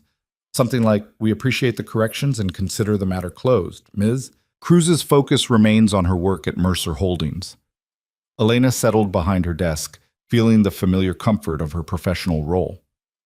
Send it to Veronica for approval before releasing it. Already done. Veronica appeared in the doorway, tablet in hand. I took the liberty. Also, Elena, you need to see this. She turned the tablet around. The screen showed a news article, not about the pregnancy or the scandal, but about Elena herself. VP Elena Cruz, the strategic mind behind Mercer Holdings' recent successes. Elena skimmed the article, her eyes widening. It detailed her role in the Nakamura merger, the European partnership she'd just closed, the operational improvements she'd implemented, all factual, all focused on her professional achievements rather than her personal life. How did this happen? Adrian called in some favors, got friendly journalists to shift the narrative. Veronica's expression was approving. By this afternoon, you'll be known for your competence, not your pregnancy, which is exactly how it should be. Elena looked through the glass wall of her office toward Adrian's, caught him watching her. He raised his coffee cup in a small salute, and she felt warmth flood through her chest. He's good at this, Veronica observed, protecting people he cares about. You're not the first, but you might be the most important. What do you mean? Veronica hesitated, then seemed to make a decision. 5 years ago, when his sister died, Adrian blamed himself. Went dark for months, made some dangerous enemies, nearly destroyed everything his father built trying to get revenge. I thought we'd lost him, but eventually he came back, colder, more controlled, more careful about what he cared about. He told me about Sophia. Did he tell you he's been paying for her daughter's education? That he set up a foundation in her name that funds domestic violence shelters? Veronica's voice was gentle. That he tracks down every drunk driver in the city and makes sure they face consequences, legal or otherwise? Elena's throat tightened. No, he didn't mention that. Because he doesn't want credit. He wants to fix the unfixable. Veronica straightened. I'm telling you this because you need to understand, when Adrian Voss cares about someone, he doesn't do it halfway. And he hasn't cared about anyone like he cares about you since Sophia died. Don't take that lightly. She left, and Elena sat at her desk, processing. A foundation. Education funds. Justice for his sister pursued long after her death. All the pieces of Adrian she was still discovering, all the ways he turned grief into action. Her phone buzzed. A text from Adrian. Stop thinking so hard. I can see the wheels turning from here. She looked up, found him watching through their respective office windows. She typed back, Veronica told me about the foundation, Sophia's daughter, the drunk drivers. A long pause, then, she talks too much. She talks just enough. Thank you. For turning something terrible into something that helps people. It doesn't bring her back. No. But it means she mattered. That her death changed things. That's more than most people get. She watched him read the message, saw his expression soften. He typed something, deleted it, typed again. Have dinner with me tonight. Not about security or business, just dinner. A real date. Elena's heart skipped. We've had dinner together every night for 3 weeks. Those were strategy sessions and protection protocols. I want to take you somewhere nice. Court you properly. Pretend we're normal people on a normal date. We're not normal people. Humor me anyway." Elena smiled at her phone. "Pick me up at 7. And Adrian? I'd like that. A lot." The day passed in a blur of meetings and phone calls. Elena closed the European partnership deal, impressed a room full of skeptical executives with her strategic vision, and managed to forget for hours at a time that she was pregnant and being courted by a man who threatened mobsters in his spare time. At 6:30, she was packing up when Jennifer appeared with a large box. "Delivery for you, Ms. Cruz, from Adrian Voss." Inside was a dress, deep emerald green, elegant but not overly formal, with a note in Adrian's precise handwriting. "For tonight, if you'd like. If not, wear whatever makes you feel like yourself. I'll love you either way." Elena's breath caught. He'd written love, not like, not appreciate. Love. She picked up her phone, called his direct line. "You wrote love." No preamble. "I did." Adrian's voice was calm. "Is that a problem?" "I don't know. Is it true?" A pause, then quietly. "Yes. I didn't mean to say it like this, was planning to work up to it. But yes, Elena, I love you. I've been falling for months, and I'm done pretending I'm not." Elena sank into her chair, the dress still clutched in her other hand. "Adrian, I don't know what to say." "You don't have to say anything. I'm not asking for reciprocation. Just wanted you to know." His voice was gentle. "Wear the dress if you want. I'll still pick you up at 7 either way." He hung up before she could respond, and Elena sat in her office staring at the phone, her heart racing. Adrian Voss loved her. The powerful, dangerous, complicated man who'd upended her entire life had just casually admitted to loving her in the middle of a Thursday afternoon. And the terrifying part? She was starting to think she might love him too. Elena wore the dress. It fit perfectly, hugging her curves and accommodating her small bump with expert tailoring. She paired it with simple jewelry and let her hair fall loose around her shoulders. When Adrian arrived at her apartment at exactly 7, his reaction made every moment of preparation worthwhile. He stood in her doorway, struck absolutely speechless, his eyes darkening with heat and something deeper. "You're stunning," he finally managed. "You bought the dress." "I bought a dress. You made it devastating." He offered his arm. "Ready?" The restaurant was intimate and exclusive, the kind of place where privacy was guaranteed and the menu didn't list prices. Adrian had reserved a corner table with a view of the city lights, secluded enough for conversation but visible enough to avoid any suggestion of impropriety. "I thought about taking you somewhere more public," Adrian said as they settled into their seats. "Making a statement, but then I realized I wanted you to myself for a few hours. Selfish, I know." "I'm okay with selfish." Elena accepted the menu, scanning options, especially after the week we've had. They ordered, and as the waiter departed, Adrian reached across the table to take her hand. "I want to apologize for earlier. The note. Springing that on you wasn't fair." It was honest. Elena threaded her fingers through his. "And I'm tired of dishonesty, even the well-intentioned kind. Still, love is a big word, especially given our circumstances." Elena studied him in the candlelight, this man who'd become essential to her in ways she was still discovering. "Can I ask you something? And will you answer honestly?" "Always." "If I wasn't pregnant, would you still want this? Us?" Adrian's expression softened. "Elena, I wanted this before you were pregnant. The baby just forced me to stop being a coward about it." He squeezed her hand. "I spent 3 years watching you handle impossible situations with grace. 3 years wanting to cross the professional line and never finding the courage. The baby didn't create my feelings. It just made it impossible to hide them anymore. So this isn't about obligation. This is about finally having an excuse to pursue something I've wanted since approximately the 2nd month you worked for me." A wry smile crossed his face. "When you told off that hostile board member in the meeting, remember?" Elena laughed, the memory surfacing. "Marcus Chen was being an ass about the quarterly projections. You eviscerated him with facts and a smile. I was half in love with you right then. Adrian's thumb traced circles on her palm. It's only gotten worse since. The waiter returned with their meals, and they ate, talking about everything and nothing. Books they'd read, places they wanted to travel, dreams they'd shelved. Adrian told her about wanting to teach philosophy before his father died.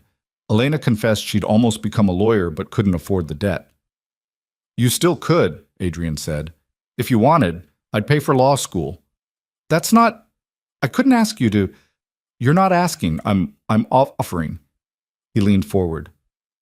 Elena, I have more money than I could spend in 3 lifetimes. Let me use it for something that matters. For someone who matters. She wanted to argue. Wanted to maintain her independence. But the genuine desire in his eyes to give her this, to help her reclaim a dream she'd abandoned, made her pause. Let me think about it, she said finally. Take all the time you need. Adrian sat back. The offer stands, always. They were finishing dessert when Adrian's phone buzzed. He glanced at it, his expression darkening. What's wrong? Nothing urgent, but we should probably head back. He signaled for the check. There's been a development with the Volkov situation. Elena's stomach dropped. I thought it was over. It is. This is just cleanup. Adrian helped her with her coat, his hand lingering on her shoulder. Dmitri left the city this morning, headed to Miami. My sources confirm he's not coming back. Then what's the development? Adrian guided her toward the exit, his hand at the small of her back. One of his lieutenants didn't get the memo about leaving you alone. Made some threats on social media, very stupid threats. Adrian, what did you do? Me? Nothing, yet. His smile was cold, but I have people having a conversation with him right now, making sure he understands the consequences of ignoring direct orders from his former boss. You're having someone beaten up. I'm having someone educated about boundaries. Adrian held the car door open for her. There's a difference. Elena slid into the car, her mind racing. This was Adrian's world, the one where problems were solved with force and threats were answered with violence. She should be horrified, should demand he call off his people. Instead, she found herself asking, will it work? Adrian's expression shifted, surprise flickering across his face. Yes. By morning, every remaining member of Volkov's organization will know that threatening you is a death sentence. Good. The word surprised them both. Elena, I'm tired of being afraid. She turned to face him in the back seat. Tired of looking over my shoulder. Tired of worrying if my family is safe. If your people can end that, then I'm okay with however they do it. Adrian stared at her for a long moment. You continue to surprise me. Good. I'd hate to be predictable. Elena leaned against him as the car pulled into traffic. Take me home, Adrian. You're home. I don't want to be alone tonight. Are you sure? I'm sure. She looked up at him. I'm sure about a lot of things now. About us. About this. About choosing you even when it's complicated. Adrian's arm came around her, pulling her close. I don't deserve you? Probably not. Elena's smile was soft. But you've got me anyway. They spent the night tangled together in Adrian's bed, talking until the early hours about futures they were building and pasts they were leaving behind. When Elena finally fell asleep in his arms, it was with the certainty that whatever came next, they'd face it together. The next morning, Elena woke to the smell of coffee and bacon. She found Adrian in the kitchen, cooking breakfast with the same focused intensity he brought to everything. You cook? She settled onto a bar stool, accepting the orange juice he offered. I cook breakfast. Everything else, I have caters. He plated eggs with surprising skill. But I wanted to do this for you. Start the day right. They ate together as sunlight streamed through the windows, and Elena felt something settle in her chest. Peace, maybe. Or hope. Or the beginning of love that might actually last. I have the 20-week ultrasound next Wednesday, she said, breaking the comfortable silence. Would you want to come? Adrian's fork clattered against his plate. You want me there? Of course I want you there. It's your baby too. Elena reached across to take his hand. And I want to find out the gender together. If you're interested. Interested? Adrian's voice was rough. Elena, I'd move mountains to be at that appointment. Then it's a date. She smiled at his obvious emotion. Fair warning, They do this thing where they press really hard on your stomach, and it's uncomfortable, and I might squeeze your hand until it goes numb. Squeeze away. Adrian brought her hand to his lips. I'll be there. For every appointment, every milestone, everything. Elena believed him, and that belief felt like the foundation of something real, something lasting, something worth every complication it took to build. The week leading up to the ultrasound passed in a haze of normalcy that felt almost surreal. Work consumed Elena's days. She successfully restructured the entire strategic operations division, earning grudging respect from even her harshest critics. Adrian's nights were spent either in her apartment or his penthouse, the line between their spaces blurring until it seemed natural to find his razor in her bathroom or her favorite tea in his kitchen. They were building something, a life, a partnership, a family. The morning of the ultrasound, Adrian showed up at her apartment with a nervous energy she'd never seen before. You're fidgeting, Elena observed as they rode the elevator down. I'm not fidgeting. You've checked your phone 6 times in 2 minutes. Adrian pocketed the phone. I want everything to be okay. The baby. You. All of it. Elena's heart melted. It will be. Dr. Morrison said everything looks perfect. I know, but until I see it myself. He broke off, jaw tight. She took his hand, squeezed. We'll see it together, in about 20 minutes. The clinic was modern and welcoming, designed to put nervous parents at ease. Adrian held Elena's hand through check-in, through the wait, through the walk to the examination room. Dr. Morrison, a warm woman in her 50s, greeted them with a knowing smile. Mr. Voss, good to finally meet you. Elena speaks highly of you. Does she? Adrian glanced at Elena with surprise. She mentioned you're very protective, sends her crackers for morning sickness, restructured her meeting schedule. Dr. Morrison prepared the ultrasound equipment. Those are the actions of a good partner. I'm trying to be. Adrian's hand tightened on Elena's as she settled onto the examination table. Okay, Elena, this gel is going to be cold. Dr. Morrison applied it with practiced efficiency. And Mr. Voss, you might want to move closer. You'll want to see this. Adrian positioned himself beside Elena's head, his eyes fixed on the monitor. The moment the image appeared, a tiny form, unmistakably human, moving gently on the screen, he went absolutely still. Oh, he breathed. That's your baby. Dr. Morrison smiled. 20 weeks along. Let me check measurements. She moved the wand and the image shifted. Heart rate is perfect. Growth is right on track. And do you want to know the gender? Elena looked up at Adrian. Do we? Yes. His voice was thick. Yes. I want to know everything. Dr. Morrison adjusted the angle. Congratulations, you're having a boy. A son. They were having a son. Elena watched Adrian's face transform, shock giving way to wonder, wonder giving way to a joy so pure it made her throat tight.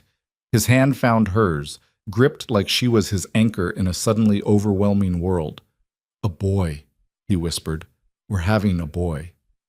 He's perfect, Dr. Morrison continued, oblivious to the magnitude of the moment. All the measurements look excellent. Would you like pictures? Yes. Adrian finally tore his eyes from the screen. Please, as many as you can print. 20 minutes later, they left the clinic with a folder full of ultrasound images and a future that suddenly felt achingly real. Adrian drove them back to his penthouse in silence, his hand never leaving Elena's. Once inside, he set the ultrasound photos carefully on the coffee table, then turned to Elena with an expression that took her breath away. I need to say something. Okay. When I saw him on that screen, when I realized he's real, that in 4 months I'm going to be holding our son, Adrian's voice cracked. Elena, I've never been so terrified and so grateful at the same time. Terrified I'll fail him, fail you. But grateful that somehow, despite everything, you're giving me this chance. Elena stepped into his space, her hands framing his face. You're going to be an amazing father. You don't know that. I do. Because I've watched you protect everyone you care about with everything you have. Because you turn grief into action and power into purpose. Because you're terrified of failing, which means you'll try harder than anyone. She rose on her toes, pressed her forehead to his. And because I love you, and I trust you, with our son, with my life, with everything. Adrian's breath caught. Elena, I love you, she repeated, the words easier the second time. I think I've been falling for a while now, but seeing you today, seeing how you looked at our baby on that screen, I'm sure now. I love you, Adrian Voss, all of you, the protective parts and the dangerous parts and the gentle parts. I love you. Adrian kissed her then, deep and desperate and filled with every emotion he couldn't put into words. When they finally broke apart, both breathing hard, he rested his forehead against hers. I'm going to spend the rest of my life making sure you never regret saying that. I won't regret it. Elena's smile was radiant. This is what I choose. You, us, our son, our life, all of it. And standing there in the afternoon light, holding each other while ultrasound pictures of their son lay scattered on the table, they both believed it. Believed in the possibility of love born from chaos. Believed in building something lasting from the most unlikely beginning. Believed that maybe, just maybe, they were going to make it. The next 4 months passed like a dream Elena kept expecting to wake from. But this dream was real, achingly, impossibly real, and it only got better with each passing day. Adrian transformed one of the spare bedrooms in his penthouse into a nursery, consulting Elena on every detail. They spent weekends shopping for cribs and debating paint colors, arguing playfully about whether navy blue or soft gray was better for the walls. Elena won with a compromise, gray walls with navy accents, and Adrian conceded with a grace that made her love him even more. Work continued to challenge and fulfill her. The European partnership she'd negotiated generated record profits, and the board, even the skeptical members, began treating her as the strategic asset she'd always been. Marcus Reeves, once her harshest critic, became an unlikely ally after she saved one of his deals from collapse with a solution so elegant he'd actually apologize for doubting her competence. You're going to run this company someday, he'd said, and it hadn't sounded like flattery. It sounded like prophecy. But the best moments were the quiet ones. Adrian reading business reports with his hand on her growing belly, feeling their son kick and moving to follow the movement like it was the most important thing in the world. Elena falling asleep on his couch while he worked, waking to find herself carried to bed and tucked in carefully. Dinners where they talked about everything from philosophy to their son's future, building a shared vision of the life they were creating. Elena moved into the penthouse officially at 32 weeks, though she'd been spending most nights there anyway. Her apartment sat empty, a space she kept meaning to give up but hadn't quite released yet. Why are you holding on to it? Adrian asked one night as they assembled a changing table together. I don't know, safety net maybe? Elena handed him a screw. In case this doesn't work out. Adrian set down the screwdriver, turned to face her fully. Elena, look at me. She did, found his eyes serious and intent. This is going to work out, he said quietly. Not because everything will be perfect. It won't be. But because we both choose it every day. Because we fight for it. Because we love each other enough to do the hard work. His hand found her face, gentle and certain. But if you need the apartment to feel secure, keep it. I'm not going anywhere, and neither are you. So take all the time you need to believe that. She gave up the apartment the next week. Because he was right, she wasn't going anywhere. This was home now. At 36 weeks, Elena's body began preparing for labor in ways that terrified and amazed her. Adrian became even more protective, insisting she work from home, keeping his phone on loud at all times in case she needed him. I'm pregnant, not dying, Elena protested one morning when he tried to carry her downstairs. You're carrying our son and your back hurts. Let me help. He lifted her anyway, ignoring her half-hearted struggles. Besides, I like taking care of you. You're going to spoil me. That's the plan. Adrian set her down gently on the couch, handed her the pregnancy pillow she'd become dependent on. I'll bring breakfast. Don't move. She didn't, partly because moving was uncomfortable, but mostly because she loved watching him bustle around the kitchen, preparing her favorite omelet with the same focused intensity he brought to million-dollar negotiations. Adrian? She called out. I'm glad it was you, that night, the champagne and the bad decisions, and everything that came after. She rubbed her swollen belly, felt their sun shift beneath her palm. I wouldn't change any of it. Adrian appeared in the doorway, spatula in hand, his expression soft. Neither would I. Best mistake I ever made. We should probably stop calling him a mistake. You're right. Best unexpected blessing I ever received. He returned to the stove. Better? Much better. Labor started on a Tuesday afternoon, 3 days before her due date. Elena was reviewing contracts in Adrian's home office when the first contraction hit, not painful yet, just a tightening that made her pause and take stock. She timed 3 more before calling out to Adrian, who was on a conference call in the next room. Adrian? I think it's time. The crash that followed suggested he'd knocked something over in his haste. He appeared in the doorway, phone abandoned, his face pale. Time, as in our son is coming. Probably not for several hours, but yes, time. Elena stood carefully, breathing through another contraction. We should probably head to the hospital. Right, hospital. I'll get the bag. It's packed, right? You packed it? Adrian was already moving, his usual composure completely shattered. Keys. I need keys. And your pillow. Do you need the pillow? Adrian. Elena caught his arm as he rushed past. Breathe. We have time.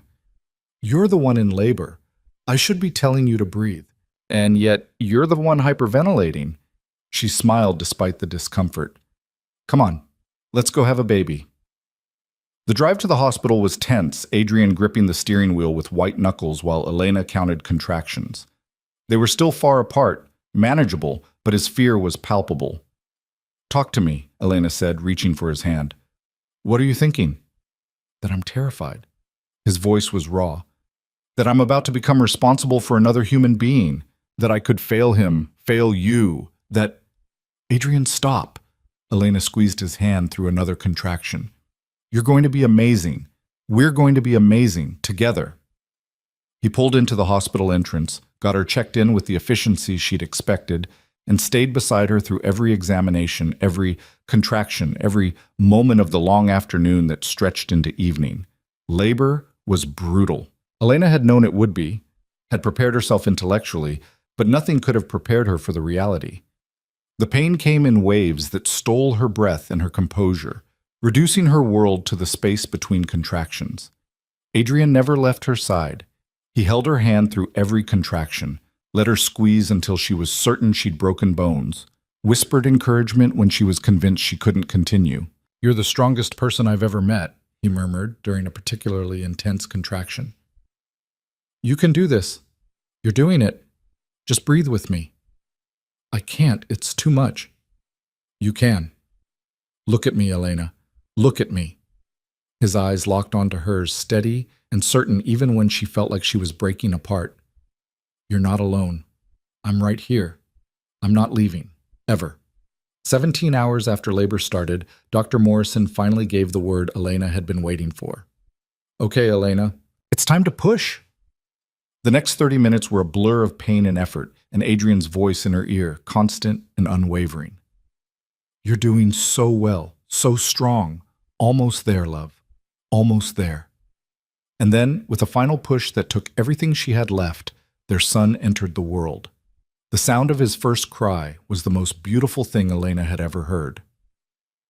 Doctor. Morrison placed him on her chest, and Elena's hands came up instinctively to hold him, this tiny perfect miracle, covered in vernix and crying indignantly. Oh, she breathed. Oh, he's perfect. He's everything. Adrian's voice was thick with tears she'd never thought she'd hear from him. His hand came up to touch their son's head with a gentleness that broke her heart. Elena, you did it. You brought him here. You're amazing. She looked up at Adrian and saw tears streaming down his face unashamedly, saw wonder and love and absolute devotion in his expression. This powerful man who'd threatened mobsters and built empires was completely undone by the sight of their newborn son. Do you want to cut the cord? Dr. Morrison offered the scissors to Adrian. His hand shook as he took them, but his cut was steady. This final separation, making their son his own person, independent and real. Does he have a name? The nurse asked as she began cleaning the baby. Elena looked at Adrian. They'd discussed names for weeks, never quite agreeing, always finding reasons to wait. Alexander, Adrian said quietly, his eyes never leaving their son. After Elena's grandfather, Alexander James. If that's okay with you. Elena's throat closed up. She'd mentioned her grandfather exactly once, months ago, talking about the man who'd encouraged her dreams when no one else had, that Adrian remembered, that he'd chosen that name. It's perfect, she whispered. Alexander James Voss, our son. They took Alexander for his initial checkup while Elena delivered the placenta and Dr. Morrison stitched the small tear that had occurred. Adrian stayed by Elena's head, stroking her hair, whispering how proud he was of her. When the nurse brought Alexander back, cleaned and swaddled, she placed him in Adrian's arms. 8 pounds, 4 ounces, 21 inches. 10 fingers, 10 toes. Absolutely perfect. Adrian held his son with the careful reverence of someone holding something infinitely precious and infinitely fragile. He looked down at Alexander's tiny face, then up at Elena, and she saw every wall he'd ever built completely demolished. "Thank you," he said, his voice breaking. "Thank you for giving me this, for giving me him, for giving me a reason to be better than I ever thought I could be." Elena held out her arms, and Adrian placed Alexander gently in them before sitting on the edge of the hospital bed, his arm around her shoulders, the three of them forming a unit. "We're a family now," Elena said softly, studying Alexander's perfect features. "A real family. We've been a family for a while." Adrian pressed a kiss to her temple. "But yes, now it's official." They spent the first night in the hospital learning to navigate parenthood, diaper changes and feeding attempts, and Alexander's preference for being held constantly. Adrian proved surprisingly adept at swaddling, and Elena discovered that breastfeeding was harder than any business negotiation she'd ever conducted. "He's not latching right," she said, frustrated and exhausted. "The nurse showed me, but I can't." "Here." Adrian adjusted her hold on Alexander with gentle confidence. "Try angling him this way. There, see?" Alexander latched successfully, and Elena felt a rush of relief and accomplishment.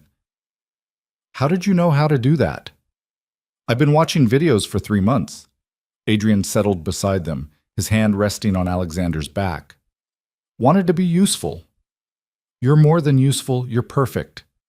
Elena leaned against him, suddenly overwhelmed. "I don't know how I would have done this without you."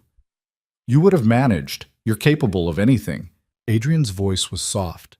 "But I'm grateful you didn't have to, that I get to be here, that I get to be his father, and you're—" He paused. "Whatever you want me to be."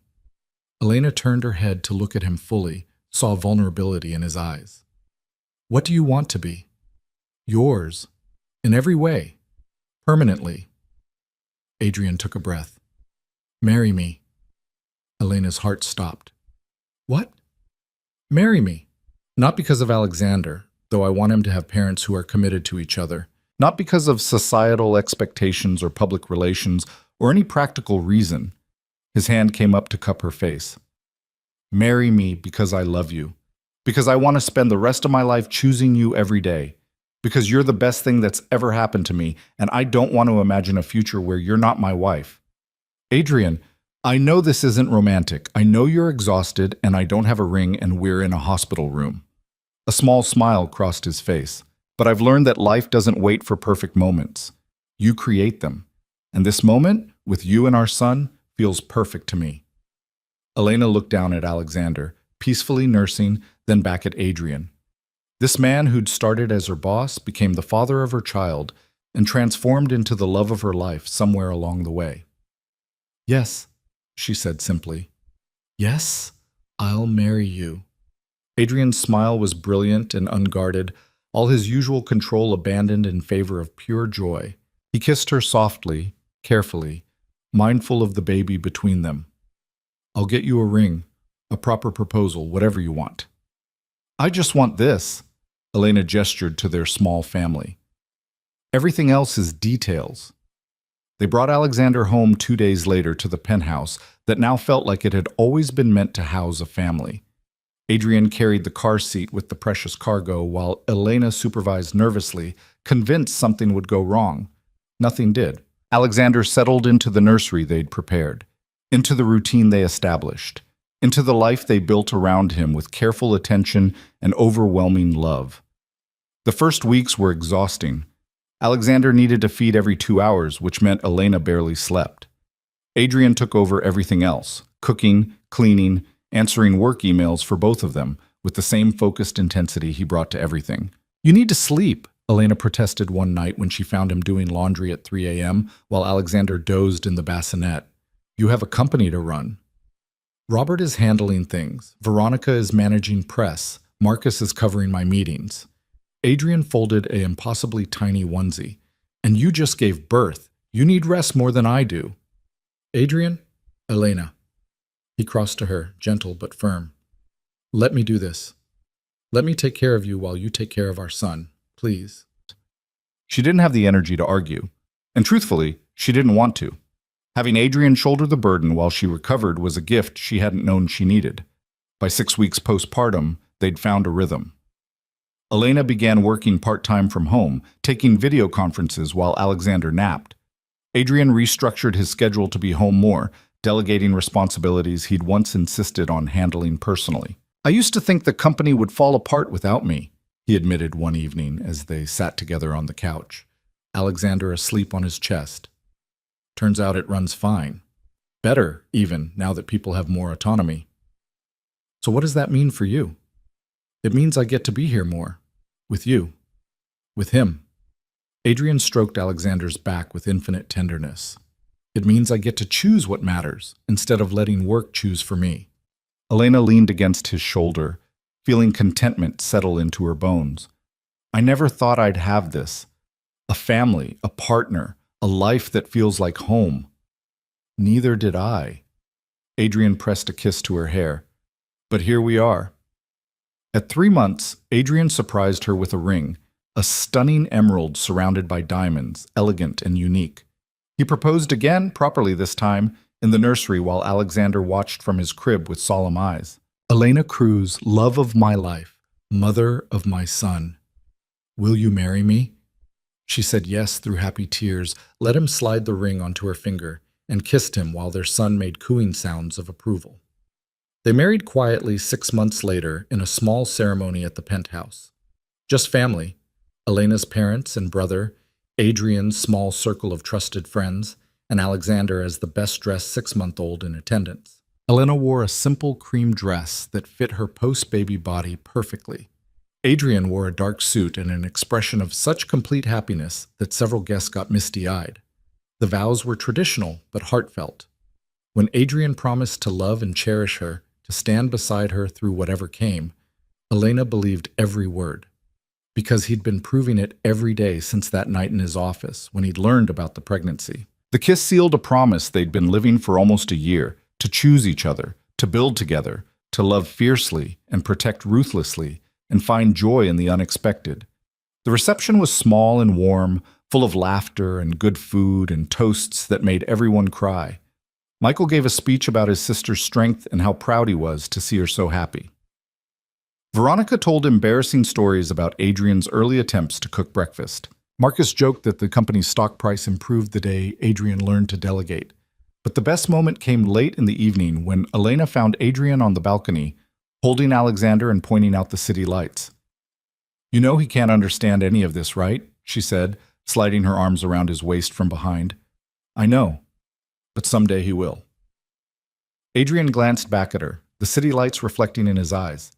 "Someday I'll tell him how his mother saved me, how she took a mistake and turned it into the greatest blessing of my life, how she made me believe in second chances and real love and building something good from impossible beginnings."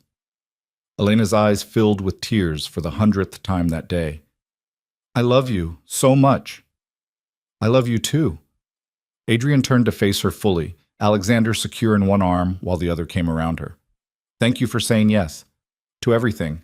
To staying when you could have run. To loving me when I didn't deserve it. To building this family with me. We deserve each other." Elena stood on her toes to kiss him softly. The good parts and the complicated parts. All of it. They stood there together as husband and wife, as partners in every sense, watching the city lights and feeling their son's steady breathing and knowing they'd found something most people spend lifetimes searching for. 3 years later, Elena stood in the same penthouse, now expanded to include a second nursery, and watched her husband chase their 3-year-old son through the living room while their 7-month-old daughter shrieked with laughter from her playpen. Alexander had Adrian's dark hair and Elena's warm brown eyes, and a personality that combined his father's determination with his mother's strategic thinking. He was brilliant and stubborn and absolutely convinced he could negotiate anything if he tried hard enough. Their daughter, Sophia, named for the sister Adrian had lost, had Elena's features and Adrian's intense gaze, and a laugh that could light up the darkest room. Life was chaotic and beautiful, and nothing like Elena had planned. She was now Executive VP, on track to become CEO within 5 years. Adrian had transitioned Mercer Holdings away from its gray area operations entirely, transforming it into a legitimate empire that helped build communities instead of exploiting them. Together, they'd established a foundation in Sophia's name that supported women leaving dangerous situations, providing resources and protection and second chances. The threats were gone. Dmitry Volkov had died in Miami 2 years ago, a genuine heart attack, verified by multiple sources, though Adrian's enemies still whispered that he'd somehow orchestrated it. Elena didn't ask.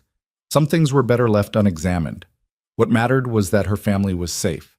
Her children would grow up without fear. Her husband had transformed from the dangerous man she'd once been terrified of into a devoted father who sang lullabies in 3 languages and built elaborate block towers just to watch them be knocked down. "Mommy!" Alexander crashed into her legs, breathless and giggling. "Daddy says we can have ice cream if you say yes."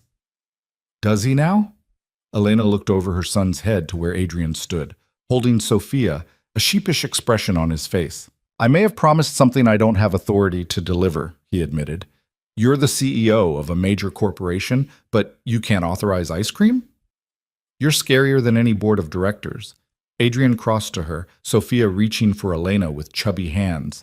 "But also more beautiful and smarter and—" "Yes, you can have ice cream," Elena interrupted, laughing.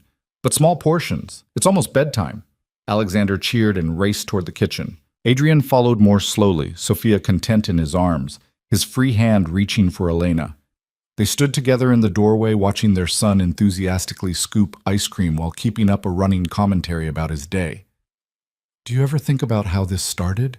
Elena asked softly. "How unlikely all of this was." "Every day."